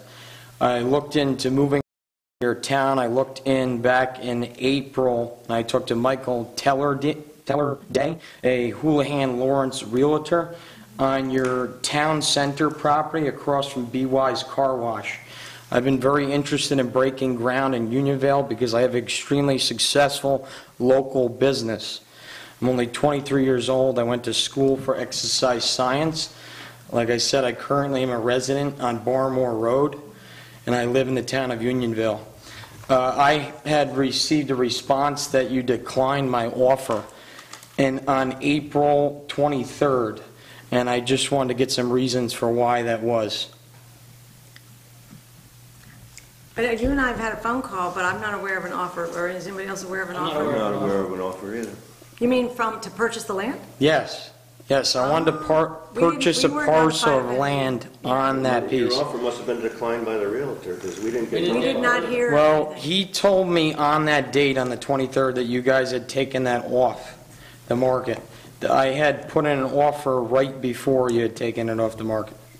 So you want to come see us after the meeting and tell us what that was? Yeah, absolutely. I mean, I'm interested in breaking land. I'm looking at building like a 2,500 square foot facility. I'm interested in possibly having it powered on solar panels. I wanted to work with the town as far as what regulations you offer, because this would be the first time I'd be building. Currently, I lease in the town of Beekman. I'm not quite satisfied where I am, and I feel this would be a good opportunity for the town and the town center to at least explore what I have to offer and see, when I move there, my business causes an economic domino effect to all the businesses around me. Currently in a plaza that has a liquor store, there's a dance studio, and then there's a fire company. And all those businesses have seen driven traffic from my business, explode to their business. Like I said, an economic domino effect. And I feel like me being there, that offers incentive for other businesses and other ideas, whatever that may be, for that property, rather than the property just sit there. And I'm willing to, take responsibility and take a portion of that land and, get together on a project and make it work, for the town, because I'm local and I plan on staying here for the rest of my life and having a family here. And I went to Timor Park, when I was a kid. And it's causing me some disruption in my personal life to try to figure out what I want to do with my business. Because the town of Beekman isn't really that interested in me breaking land there. And I'm interested in breaking land in the town of Unionville. Well, you've also been a good supporter of ours. You were a vendor for Community Day, and I know you've done some volunteer work down in the park to teach people about exercise. Yeah. So, I work with Jessica a lot at the park. Yeah, and we really appreciate that. We do, that you give your time to the... Yeah, absolutely. Anything I can do to grow the community. I think we'd all certainly be interested in working with you. I'm going to guess that our contract with that particular realtor is probably expired. It had run out for a long time. Right, that's what happened. Well, you got the answers that you got. So. Okay. And we weren't aware. I mean, you and I had a conversation after Community Day and I know you were telling me about your plans and everything, which were very exciting, but we weren't aware of that. Yeah, I mean, I have a lot of plans, like I said, for that. I have a contractor, I have a bunch of contractors, electricians, plumbers that come into my facility right now that I train. So, I mean, virtually the building is built. I just need to have a general idea of what you guys envision for that property because I want to make sure that I fit into that, and that I bring people all the other towns to my facility. I get people that drive from 45 minutes across the river just to work with me. And from Highland, I get people from Millbrook, Burbank, Clinton Corners, Fishkill, Wappingers, Beekman, Patterson, Brewster, and, you know, surrounding towns, LaGrange, Unionvale. Like I said, I'm currently in Beekman, and I'm just not very satisfied with my lease, and I'm looking to create a better image for my brand, and, you know, also, you know, I drive by that property every single day. And it's, you know, So let's talk, why don't we, yeah, I'd love to talk. you gave me some insight as to what you wanted to do over the phone after Community Day when we chatted, so why don't you, if you want to stay for a few minutes, or you Yeah. want to make an appointment, it's up to you. Do you want That'd to be put great. him on the schedule for the workshop? For the workshop? Yeah, that doesn't matter to me, that's open. You can come to Yeah, that and sit sure. down and chat.